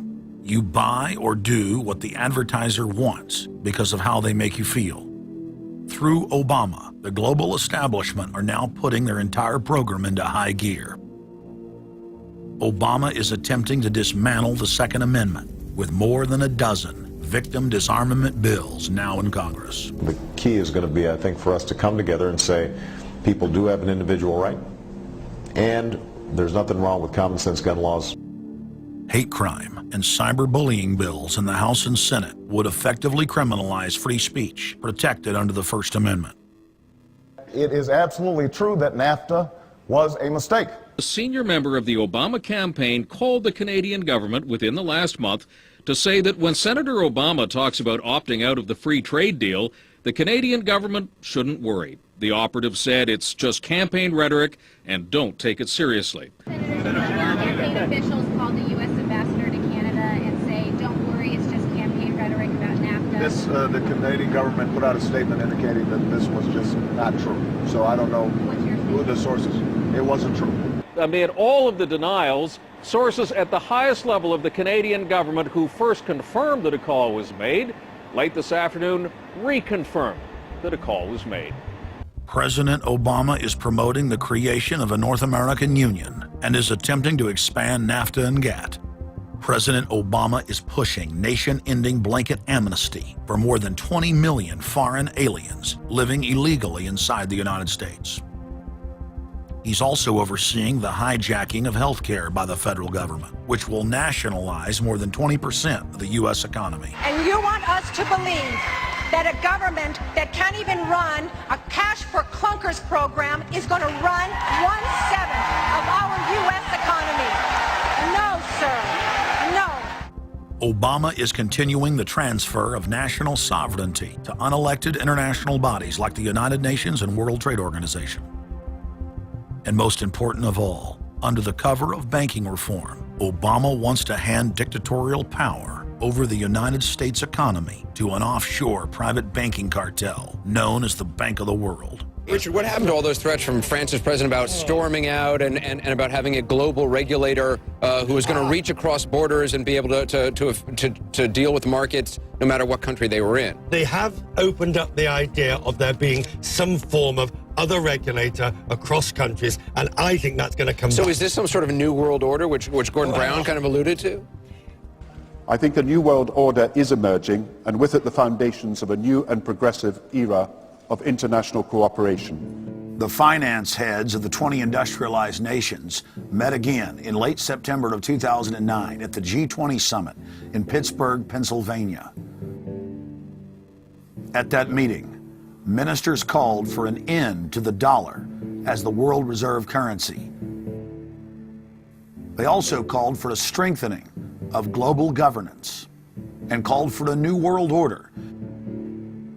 While the bankers were busy carving up the world at the G20 summit, Barack Obama was in New York City at the United Nations because he's got a new job to chair the United Nations Security Council, the most powerful position in the world government body.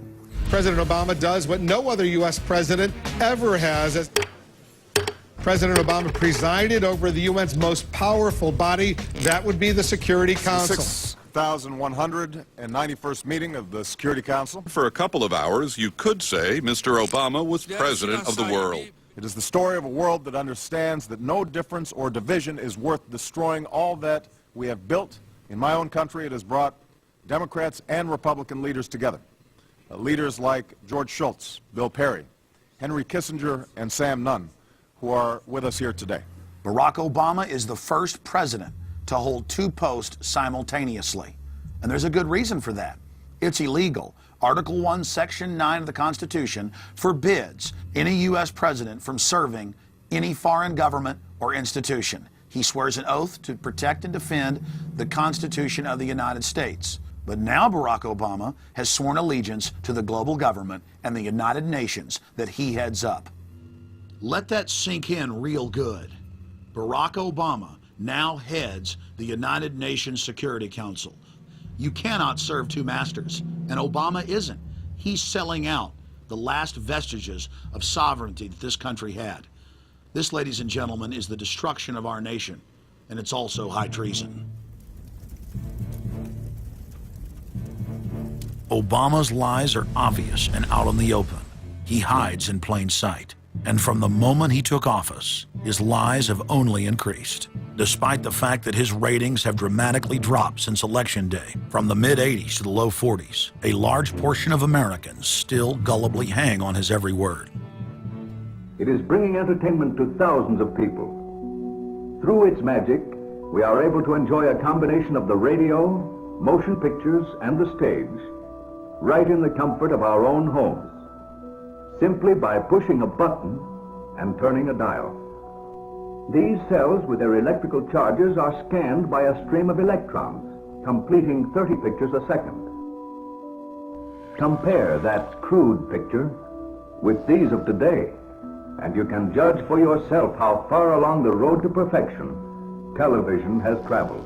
Most people still today think that all entertainment to do with movies, drama, is therefore nothing more than their entertainment. It never ever was that case. Of course, television can't perform such miracles as this, yet. But perhaps there's no harm wishing that it could. The greatest social messages are promoted through movies and drama, high drama, through the fixation of emotive sequences, emotional sequences, not logical, factual sequences, but pushing points across in an emotional way which register and fix in the mind. So emotional content is very, very important, rather than going through an actual discussion or an argument using logic and facts. There's no debate. And when you're being downloaded through fiction, your guard is down, the censor part of your brain is not in action. It isn't saying, yes, I agree with this, I disagree with that, as you would in a debate or a lecture. You're actually in an alpha state, being completely downloaded with new ideas. Throughout history, social engineers have refined techniques designed to control large populations. About 100 years ago, this big organization with many branches, they wanted to rule the world basically using Britain as a nucleus of a system, an embryo, which also was going to be joined with the US under the Anglo-American establishment, wrote about the kind of culture and the changes of culture over a 100-year period that they would actually design, implement, and bring in. And H.G. Wells talked about it too. He talked about arenas. He says arenas could be put up across the world for sports, for instance. Now at that time, sports was something that children, school children were into. Adults became adults and got onto adult things. So it was unimaginable at the time that people could actually believe that There was even a need for adult sports and entertainment, never mind having arenas built across the world. But he said we can do this, and foist basically a sports culture for the males. Using a tribal system, we're all tribal to an extent. That's why we even bother to vote for a tribal leader. This is well understood. That's why we're supplied with these leaders. And because the average man was to become more disengaged from his own destiny as the expert class arose, it was decided that the males would get their outlet, basically, gradually becoming helpless as males through sports. Therefore, they'd have a tribal team they could identify with. They could cheer them on as they were winning. In their own personal lives, they were getting nowhere. They were getting disenfranchised, in a sense, as experts took over decision-making for them in all kinds of fields. So this was psychology at use, planned before they even implemented the sports. When radio came along, of course, they used that to the maximum. Sports for the men, soaps basically for the women, and then in came television, as I say, with its alpha state, its hypnotic state. And sure enough, around the 1960s, really, 50s and 60s, it took off. It really, really took off. And men became glued on Saturday nights to the sports shows. A culture industry, which is called by its own the culture industry. The Soviet Union had a department called the culture industry. Their actors and directors were called the cultural leaders, because they would, like a computer, people are like computers, all you have to do is keep giving them new updates every so often, and you can change an entire country or a nation or a block of nations who are all getting the same upgrades at the same time along certain paths. Today we call it political correctness. Most people want to belong to their peer group. They want to be the same as everyone else when it comes to opinions. In fact, they judge their own personal sanity by bouncing ideas off their neighbors and friends who will answer back and agree on these same topics in kind. It doesn't matter if the topics or what you're given are facts or utter nonsense, as long as everyone agrees at the same time. You'll say, well, I'm sane, and your friends will all agree because they've had the same information given to them. But they've been programmed, and I'm sad because I know that it's hard for people like that to take an interest, a serious interest in world affairs, to take a serious interest in what their elected officials are doing. And they're not going to be really inclined to study or discover the deception that's being used against them. And so I'm sad because I see all of that in a flash in my mind as being an indication of how easy it is for the masses to be manipulated. The scientific dictatorship understands what makes human beings tick. They understand our psychology. They've studied it, and they're using it against us. But the minute the public awakens to the fact that there is an agenda to manipulate them, and the second the public realizes that they are being conditioned and controlled, the establishment begins to lose that edge they've got over people. So all I ask viewers to do is to think for themselves and to study public relations, to study advertising, to study propaganda, and to realize how much of it is out there in their daily lives. And then make the decision for yourself. I just want people to think on their own and to not have their decisions and their thoughts and their ideas pre-packaged and basically downloaded into them. If it's on TV and a famous face says something, then it must be true. He doesn't have to show you facts or anything else. You've been brought up with these faces. That's why they keep these guys on television into their 70s and 80s. You've grown up with this father figure who's on television every night at 6 o'clock, in your house, in your room, staring right at you, and he's a father figure. Would he tell you a lie? So you naturally never suspect him. And this same man will lead you through new topics. He'll introduce experts on the topics. They'll have a little summary at the end of every talk, and you are now left with the conclusion that's presented to you. You don't arrive at it, it's given to you, and it's good enough for you.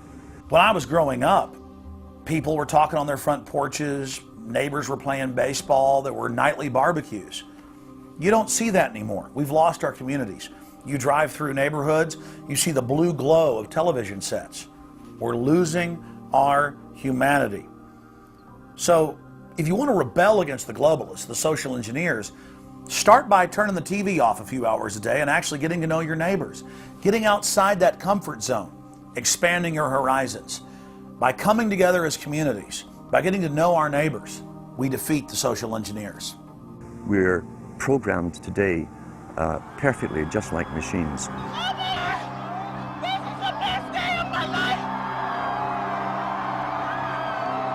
We tie this in with the Brzezinski. Brzezinski said in Two Ages, now this guy was way up with the NSA. He's a master geopolitician. He admits he works in 20, 50-year periods to do with geopolitics in other countries. But he said himself, the public will shortly be unable to think or reason for themselves. It was meaning by the form of information that was given to them, the type, the formulas that were in use then in the 1970s. He says, eventually they'll be unable to think or reason for themselves. And eventually, he said, they will expect the media to do all their thinking and reasoning for them. Well, that's happened today. That's why people today can't think outside of the programming from television.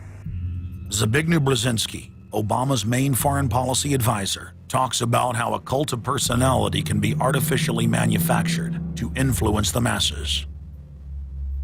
In the first months of my administration, to pull our economy... Oh, goodness. Sorry about that, guys. To pull our economy back from the brink, including the largest and most sweeping economic recovery plan in our nation's history. We're gullible, but we're also willingly gullible. We want a human being, a big daddy, to come along and make everything right for us. And as long as we believe that, we'll always basically get shafted. In addition to John, sorry, I just noticed that I jumped the gun here. Go ahead and move it up. I'd already introduced all you guys. It's the presidential reality show. But when it became an Oprah production, it became slick. You don't have a president, you have an actor. They say that politics is show business for ugly people. You got it. What am I going to tell the president when I tell him his teleprompter is broken? What will he do then? It's Obama's role to front for the international banking syndicate and to take all the heat for their unpopular agenda. It's his job to convince the American people that the buck actually stops at the White House. In Brzezinski's book, Between Two Ages, is that eventually we shall put presidents in who will have personality cults. We shall create massive personality cults for these people through the same techniques as Hollywood has used. Obama is that man today. The globalists, who know that Obama is going to promote their plan, want to make him such a superhero that nobody will question what he's doing. They'll be so preoccupied with who he is, or where he is, or what he's saying, or what he's wearing, or something like that. The idea of making him into a celebrity is very valuable because that way people are less inclined to ask, what is he doing? So that's very useful to these people. Similar plans of social control have been continuously carried out by operatives of the Ford Foundation, who Obama has worked for over the last 30 years. Many of the strategies used to control populations were originally developed by Edward Bernays, who coined the phrase public relations. Bernays said that if you manufacture an authoritative figure who repeats the same messages over and over, that this will appeal to the masses' subconscious desires. Yes, we can. The unwashed masses will helplessly follow the leader and go along with any message they spout. Yes, we can. Yes, we can. We shall overcome. Yes, we can. we will respond with that timeless creed that sums up the spirit of a people. Yes, we can. Thank you. Today, these exact techniques are being used with devastating effect against the general population. Obama is the latest version of 21st century mass mind control.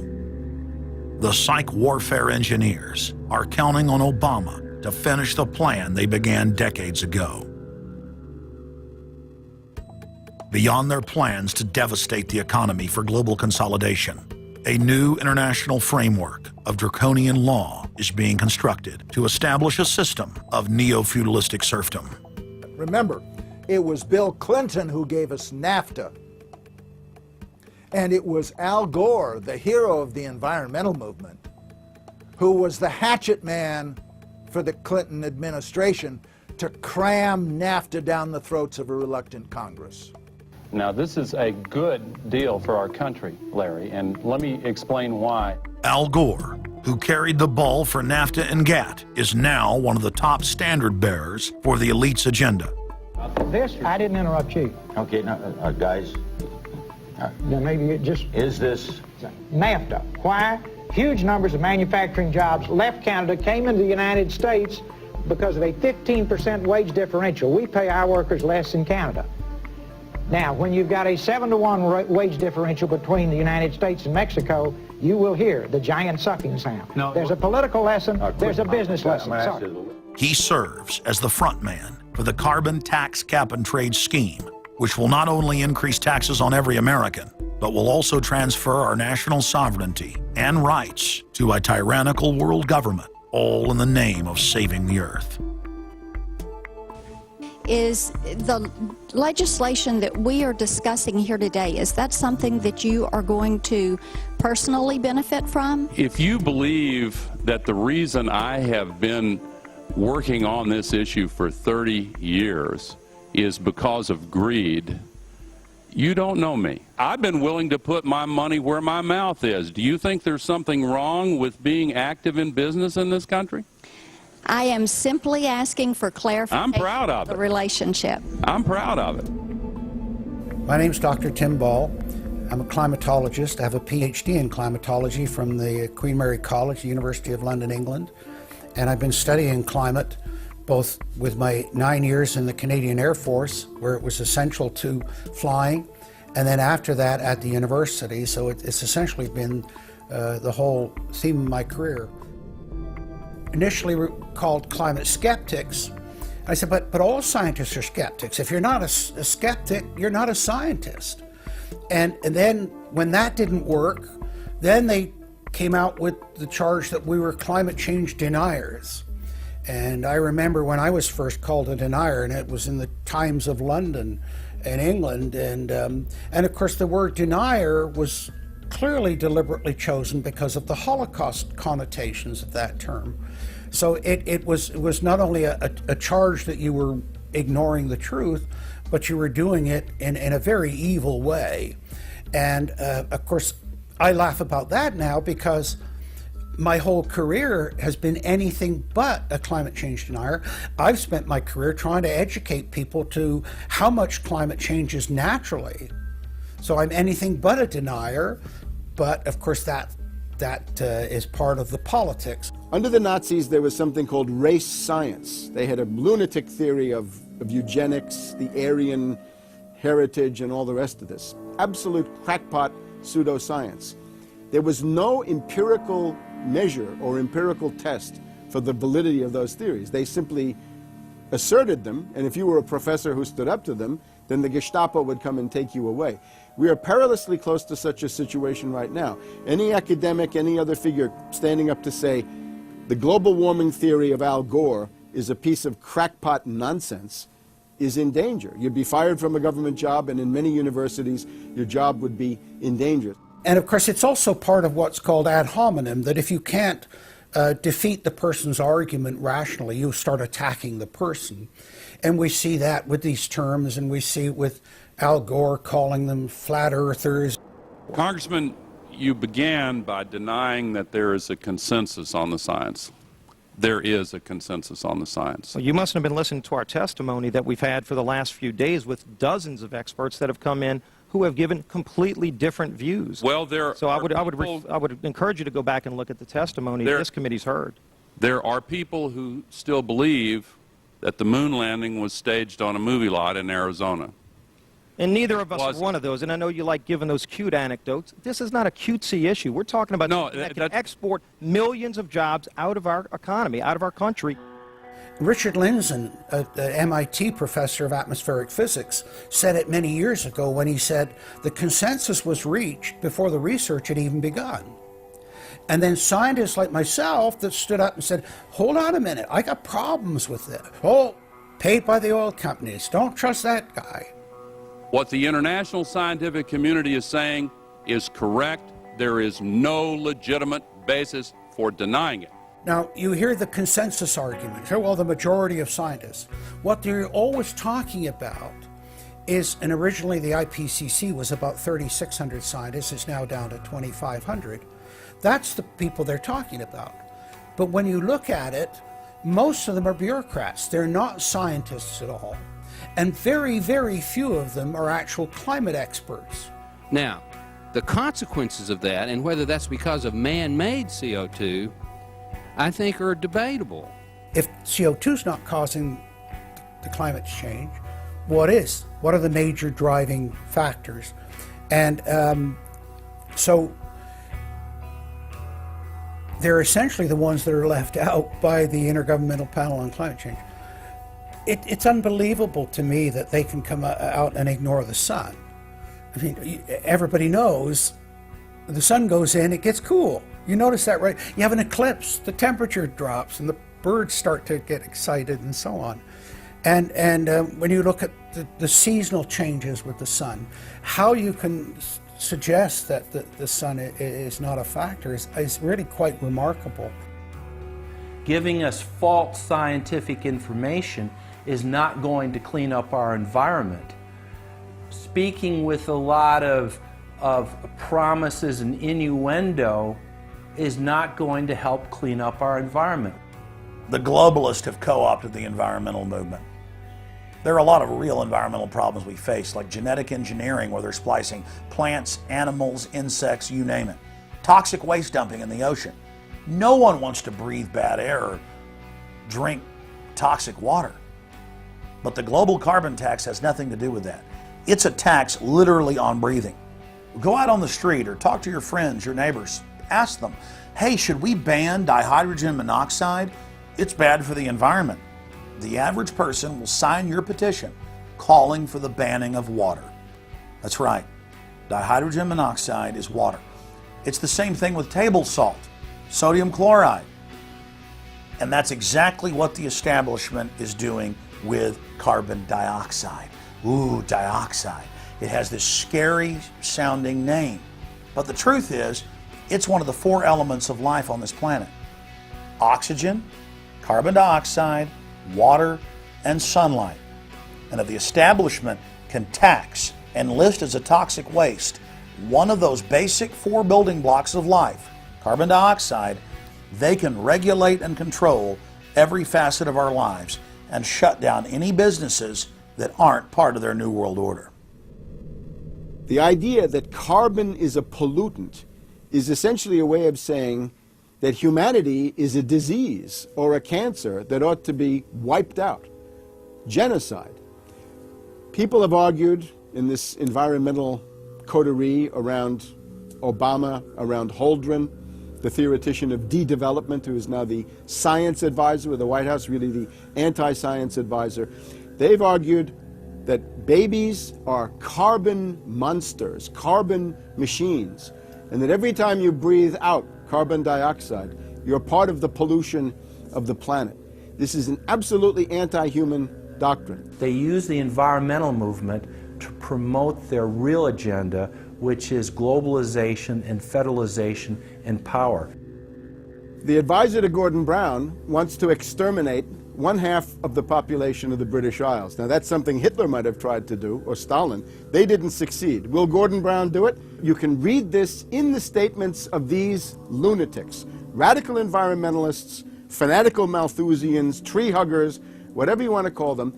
This is an ideology of genocide which can be documented exhaustively, ad nauseum, out of their own statements. When Gore said the science is settled, that raised red flags amongst the media and then also amongst a lot of other people that sort of knew that that wasn't true, other scientists, and started to look at it. And of course, the more they looked at it, the more they realized, no, science is never settled. What is coming down now is environmentalism is nothing but phony science. Nothing but phony science. And if we really believe in the environment, if we really believe in freedom, if we really believe in truth, we need to get some straight answers. Now, the Kyoto Agreement, of course, was reached in the city of Kyoto. And what was interesting was several things came out of that, but the first thing was that not all countries had to participate in Kyoto, but not all had to take action. Only the developed nations were required to reduce their level of CO2. The developing nations were excluded. Now, of course, at that time, China was, and in some ways you can argue it still is, a developing nation. So it wasn't required to meet any targets under Kyoto, nor was India. The U.S., of course, held out.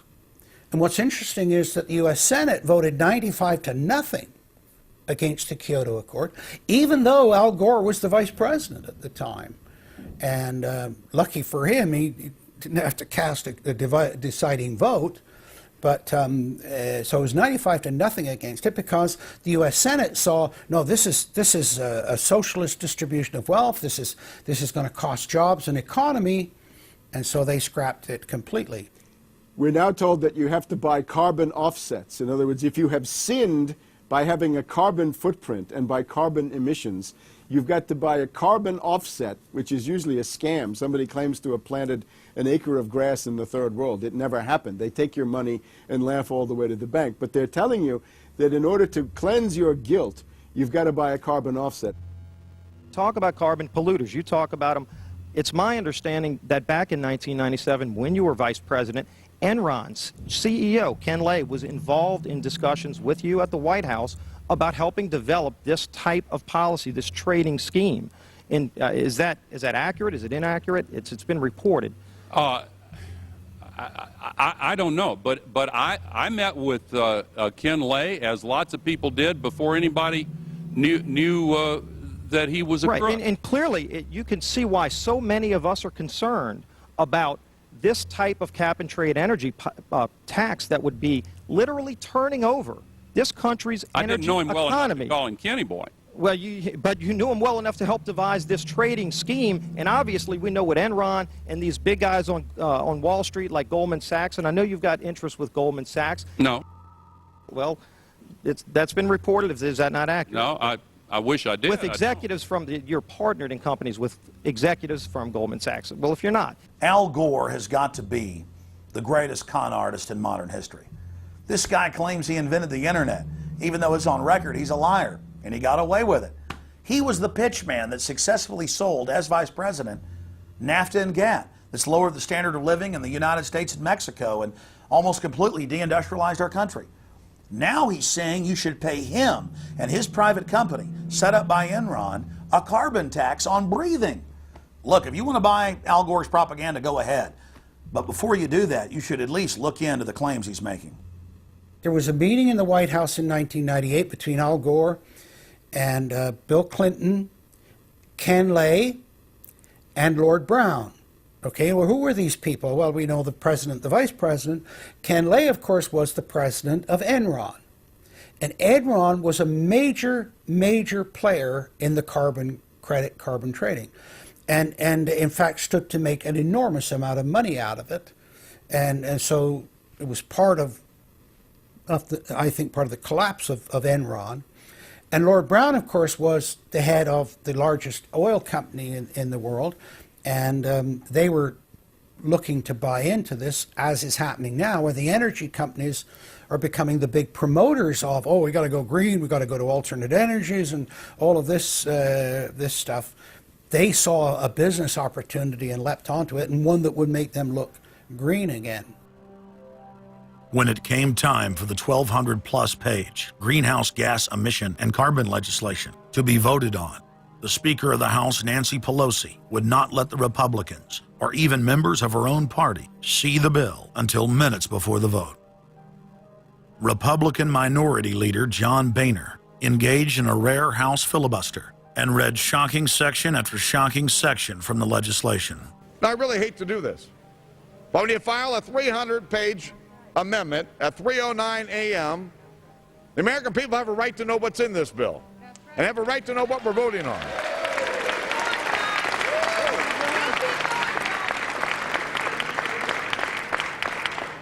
Page 48.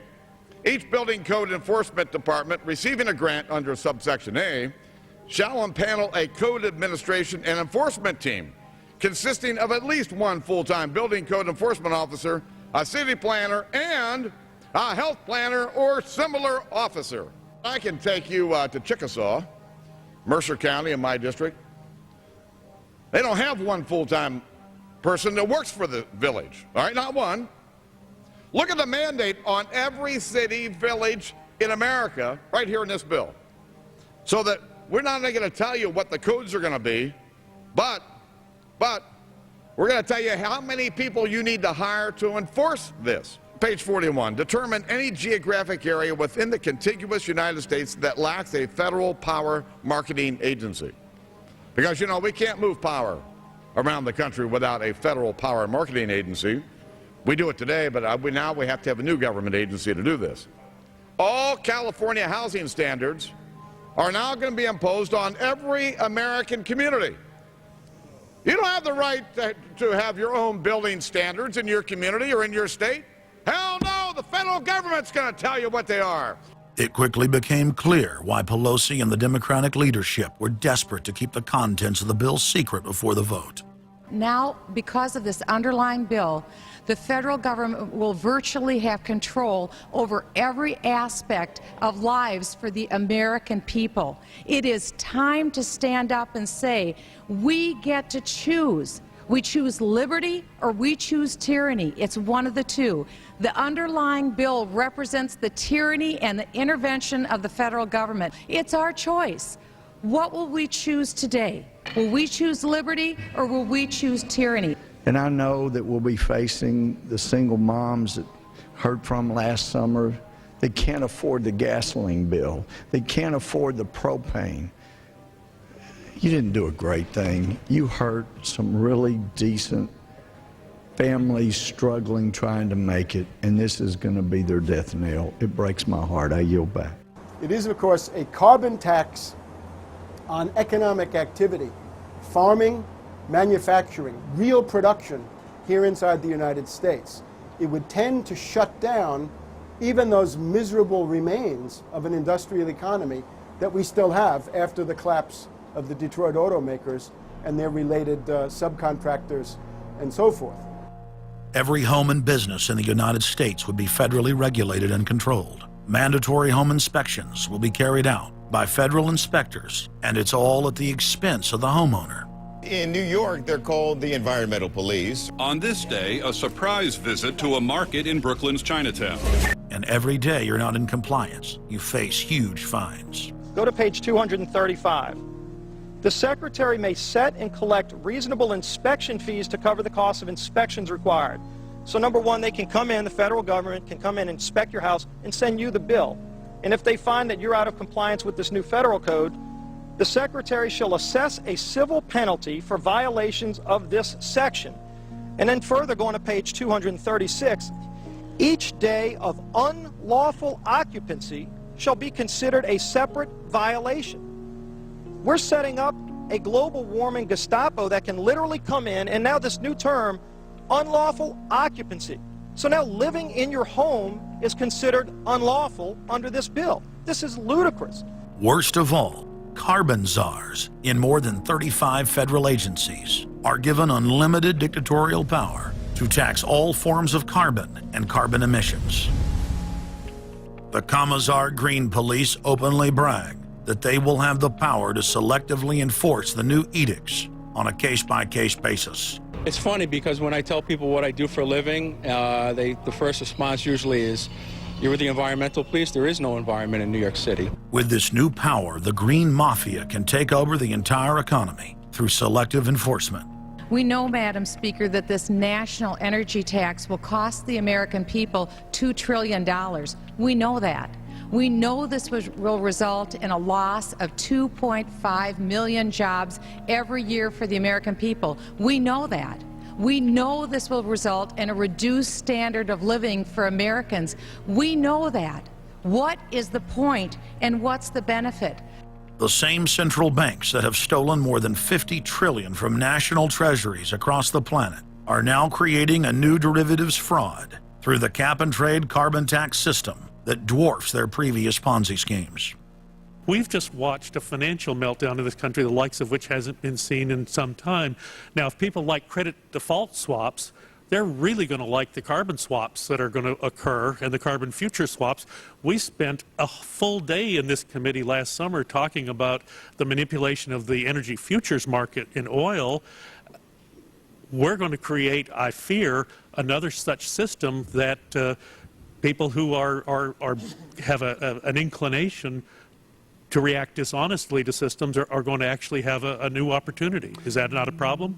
A select group of central banks are lobbying for the same legislation to be passed worldwide. Once the so-called green economy laws are in place, only global megacorporations and their subsidiaries will be allowed to do business. Van Jones, Barack Obama's first green job czar, has stated repeatedly on the record that the new green economy is only a cover for a complete revolution against capitalism and the total redistribution of wealth. But what Van Jones doesn't tell his sad followers is that the elite are bragging that the modern green movement was designed from its creation to destroy the middle class and transfer all wealth into the hands of a super elite. They're not doing this to uplift the poor. No, the goal is to enslave the planet and usher in a new dark age. Every nation on Earth is in the process of, or has already passed, its own set of carbon tax laws and regulations. If their plan is successful, every nation on Earth will not only pay tribute to the powerful world government, but every facet of human life will be regulated by the technocratic global planners. Under the carbon tax scheme, China, India, Mexico, and over 150 other nations are exempt from the global tax system. You see, the bankers already own and control the third world. Their final target is the middle class of the West. Once they've dismantled the economies of the United States, Europe, and Japan, they believe no one can stand in their way. In short, the New World Order is a global corporate takeover. In their global corporate state, there is no room for individuality, sovereignty, or independence. As their program begins to face more and more opposition, lawmakers and supporters of the man-made global warming hypothesis want laws to be passed, making it illegal to question their theories. Recently, the head of Greenpeace was forced to admit that the Arctic and Antarctic ice caps grow in the winter and shrink in the summer, and that this is all part of a natural process driven by the tilt of the Earth and the Sun. The cosmic radiation coming from space, the amount reaching the Earth is affected by the strength of the Sun's magnetic field. So the magnetic field of the Sun is almost like a gateway controlling the cosmic radiation reaching the Earth. The magnetic strength of the Sun is also related to the number of sunspots. So they are directly related to changes within the inner structure of the Sun. The amount of cosmic radiation reaching the lower atmosphere creates more cloud, right? And cloud forms, you need to have what are called condensation nuclei. That is, little particles around which water can change from water vapor or gas into water droplets, minute particles that are visible in the form of clouds. We've known for a long time that there was more cloud than the amount of particles in the atmosphere, because we assumed it was clay particles and salt particles that were creating this condensation process. But there was this gap. We now realize, of course, it's the cosmic radiation that's doing it. So what the cosmic radiation is doing, controlled by the magnetic field of the sun, is it's like putting up a screen in the greenhouse and blocking out the sunlight. And of course, that then affects the temperature of the Earth. That's why there's a relationship between the sunspots and the temperature on the Earth. So we now know the mechanism, but they completely ignore that. More than 31,000 scientists from across the United States, including more than 9,000 PhDs from the fields of climatology, atmospheric science, earth science, and hydrology, signed a petition rejecting man-made global warming as a scientific fraud. This shattered the hoax of the so-called consensus that the mainstream media had been pushing for years, that every scientist on Earth believed that man-made global warming was a fact. If the people are able to block their carbon tax takeover, the elite's agenda to establish a planetary world government will collapse. To force their unpopular agenda upon the planet, the controllers are racing to complete the construction of their police state control grid. Borrowing from tactics used in the past by communist, fascist, and other totalitarian regimes, every form of classical textbook tyranny is now being implemented in the West. In the United States, the central government is federalizing local police. State and local officers are in a great position to collect important information on terrorists and their allies. And the Terrorist Screening Center stands ready to help you. This video, produced by Homeland Security, is required viewing for all departments in the U.S. And with the teamwork of local, state, and federal law enforcement, we have an excellent opportunity to see the picture and solve the puzzle before these terrorists can strike again. State, county, and city police now take their marching orders directly from DHS and FEMA. The videos and training manuals turn peace officers, once guardians of the Republic, into secret police. See way down there?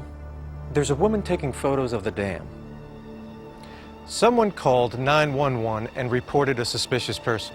As you guessed, she's going to be a Category 3 hit. And since it's very important that we don't let her know that we know, both the dispatcher and the officer need to make sure she doesn't hear the radio traffic. Stand by. If I could ask you to wait right here, please. Sure. Everyday items and activities are listed as proof that you are sympathizing with shadowy boogeymen of terror. Of course, he's going to keep his eyes open for anything interesting or unusual in the car. That would include cameras, binoculars, video equipment, GPS, maybe things like sleeping bags that suggest they're living out of the car. From their inception, Homeland Security and Northcom were set up to dominate the people and the states, not to fight the CIA-created Al-Qaeda. Patriotic members of the military and law enforcement, at great risk to their lives and careers, have sent this filmmaker federally and internationally produced law enforcement manuals, textbooks, documents, and videos. The MIAC report, distributed to Missouri law enforcement, lists gun owners, libertarians, constitutionalists as potential terrorists. The federally written document went on to list Ron Paul, Bob Barr, and American flag bumper stickers as dangerous paraphernalia linked to white supremacists. Even before 9/11, FEMA was quietly indoctrinating local police to have a hatred of the Founding Fathers and everything our constitutional republic stands for. Who was the first terrorist organization in the United States? Who? Founding Fathers. Founding Fathers. You mean Thomas Jefferson? Oh, yeah. You mean George Washington? Oh, yeah. Paul Revere? Yeah. These guys right here, let me ask you something. Did they try to scare people? Oh, yeah. They tried to intimidate the British. Did they use acts of violence? Your founding fathers, my founding fathers, were involved in acts of terrorism against British officials because they systematically had British officials assassinated. In the old Soviet Union, Nazi Germany, and Maoist China, the police's main job was not fighting crime. In totalitarian forms of government, the police are political enforcers, or commissars as they were known in Russia. It's their job to spy on the public and to intimidate the exercise of free speech. Once a climate of fear has been achieved, the public begins to self-censor, to shut down. Once the people have been intimidated to withdraw from the field of intellectual battle, the tyrants have a free hand to expand their oppression and looting of the helpless serfs. The average man and woman is in a trance. They get home from work, they don't even talk to their children. They turn the television on, and they let those corporate messages set the agenda in their lives. If we want a revolution against these social engineers and the scientific dictatorship, we have to start getting back to basics, having barbecues, knowing our neighbors, loving our husbands and wives, spending time with our children, and getting back to real human culture. This false corporate culture has been superimposed over our daily lives. The public is literally under a trance. We have to somehow reach out to them and break them out of this trance. And as the globalists destroy our standard of living and bring in their police state, a lot of people are beginning to wake up and realize that what they've been told all their lives was a lie. But it's essential that we, the people, are there to reach out to our fellow Americans and our fellow human beings and show them the truth. But the scientific dictatorship needs more than just a secret police network to carry out their plan. Citizen spies at every level of society have been recruited to keep their eyes and ears focused on everything their neighbors and co-workers are doing and saying. More than 50,000 private sector executives have been recruited by FEMA to secretly serve as deputy FBI informants under the InfraGard program. Now there are more than 75,000 preachers serving FEMA in the clergy response teams. Internal FEMA documents reveal that the majority of America's pastors now serve as agents of the shadow government. They are even instructed on how and what to preach. And as KSLA News 12 Jeff Farrell discovered, the clergy would help the government with potentially their biggest problem, us. From my cold, dead hands. Charlton Heston's famous declaration captures a truly American value, the overarching desire to protect our freedoms. But gun confiscation is exactly what happened during the state of emergency following Hurricane Katrina in New Orleans. U.S. troops also arrived, something far easier to do even now thanks to last year's elimination of the 1878 Posse Comitatus Act. That forbid U.S. troops from policing on American soil. If martial law were enacted here at home, public fears and quelling dissent would be critical. And that's exactly what the Clergy Response Team, as it's called, helped accomplish in New Orleans. Jeff, the primary thing that we say to anybody is let's cooperate and get this thing over with, and then we'll settle the differences once the crisis is over. Such clergy response teams would walk a tightrope between the needs of the government versus the wishes of the public. In a lot of cases, these clergy would already be known in the neighborhoods in which they're helping to defuse that situation. For the clergy, one of the biggest tools that they will have in helping calm the public down or obey the law is the Bible itself, specifically Romans 13. Because the government is established by the Lord, you know, and that's what we believe in the Christian faith. That's what's stated in the Scripture. They prepare their flocks like sheep to the slaughter for gun confiscation, forced inoculation, and they tell them that it is a blessing to have their families broken up and put into FEMA camps. Irland, Frankreich, Portugal, Spanien, die Schweiz, Liechtenstein, Luxembourg, Polen, Ungarn, Romania. Adolf Hitler bragged that his most powerful domestic tool, used by the Nazis to control the people, was the servile clergy. And his favorite Bible verse was Romans 13, render unto Caesar. Either you are with us or you are with the terrorists. The scam was launched as a simple bait and switch. The government recruited the public by telling them that they were needed in the fight against Al-Qaeda. But from day one, over 90% of their training and operations focus on demonizing, surveilling, and harassing anyone who stands against their takeover. The Department of Homeland Security calling on firefighters to take on a new role in the war on terror. The idea to be the eyes for the U.S. government when they're inside a home. Now, unlike police officers, firefighters don't need a warrant to go into private houses. And critics say that's where things get sticky. Cable company repairmen, truck drivers, maid services, and hundreds of other professions that go inside homes and businesses without warrants are now on the government's payroll as citizen snitch spies. But Big Brother doesn't stop there.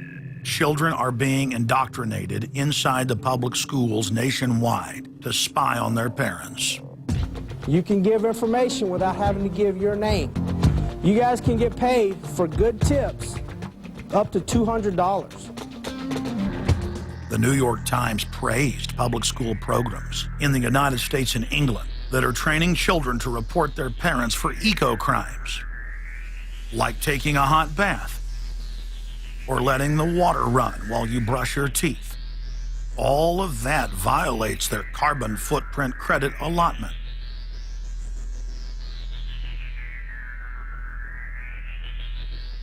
Check it out, check it out. And that's where we come in. We're the carbon cops and we're on the lookout for energy wasters. Our job is to get all Australian households to cut their carbon emissions. So Carbon Cops is a program that looked at energy use in a domestic sense. We went into people's houses and got them to reduce their energy use by 50%.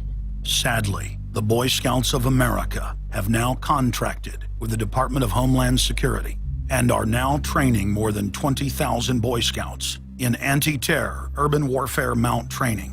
The federal grants are very specific. The Scouts are trained to carry out seek and destroy missions against disgruntled veterans of the U.S. Armed Forces.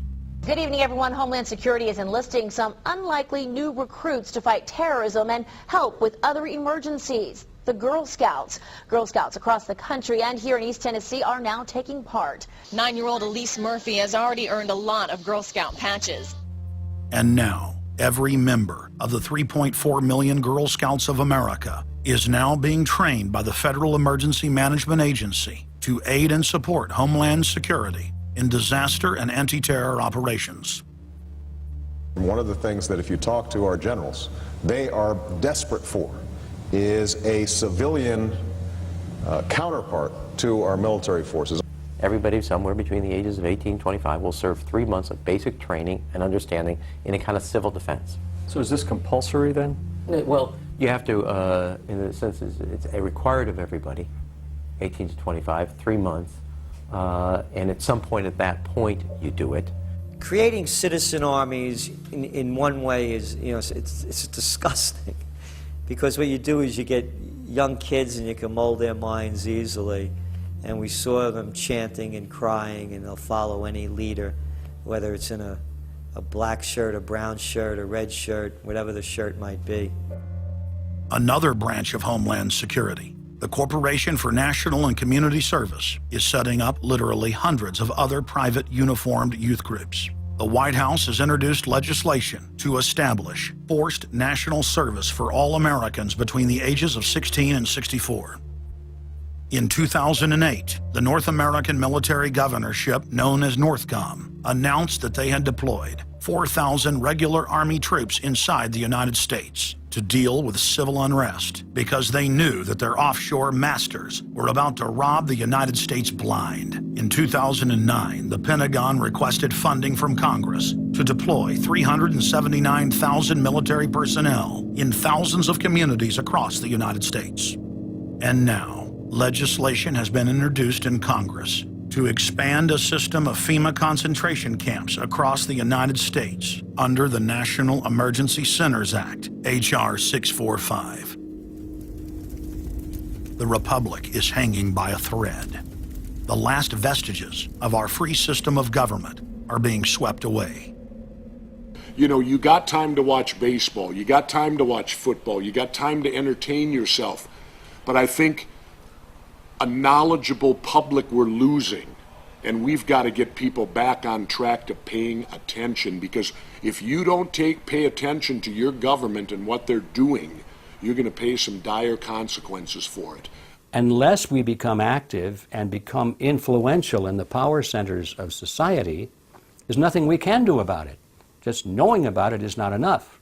And as long as we are given at election time an option between the Republican candidate or the Democrat candidate, both of whom have been selected by members of the Council on Foreign Relations and both of whom have the same general policies, that's not going to change anything either. So the real issue is, so what? And the answer is we've got to recapture control of the power centers of society. The people have a decision to make. Our nation has been seized in the jaws of a global corporate takeover. The republic is passing into history. We're losing our freedoms. And it's up to every man, woman, and child in the United States to decide whether we're going to be fooled by the slick propaganda of the social engineers or whether we're going to restore the republic. The values expressed by our founding fathers and the Declaration of Independence and other documents are very important to these times, and it's now our chance to manifest those documents. Now is the time for all good men to come to the aid of their country, because the country is being stolen from us in broad daylight. Not only stolen metaphorically, but financially as well. The numbers don't lie. The American people, having been educated as to the truth, then have to rise up and demand and get a government that starts serving them. We need a change, and it isn't going to come from Democrats and Republicans. It has to come from the American people. Dissension is the greatest form of patriotism, and I believe that. Because if you don't hold your elected officials' feet to the fire and pay attention, you are going to get bad government. So it's imperative for all of us. It's our job as citizens of this great country to pay attention. This is our last chance to not relive history. Hundreds of nations have fallen to tyranny in the last century alone. America is a prize coveted by the despotic megacorporations that now dominate our planet. If their world government is truly to rise, freedom and the republic for which it stands must fall. Now is the time for all good men and women to come to the aid of their country. One of the greatest events in history is taking place before our very eyes. For many generations into the future, our progeny will look back on this time as either a place where humanity rose to the challenge and made a stand against the forces of darkness, or as a time when the planet fell into the grip of a merciless high-tech tyranny.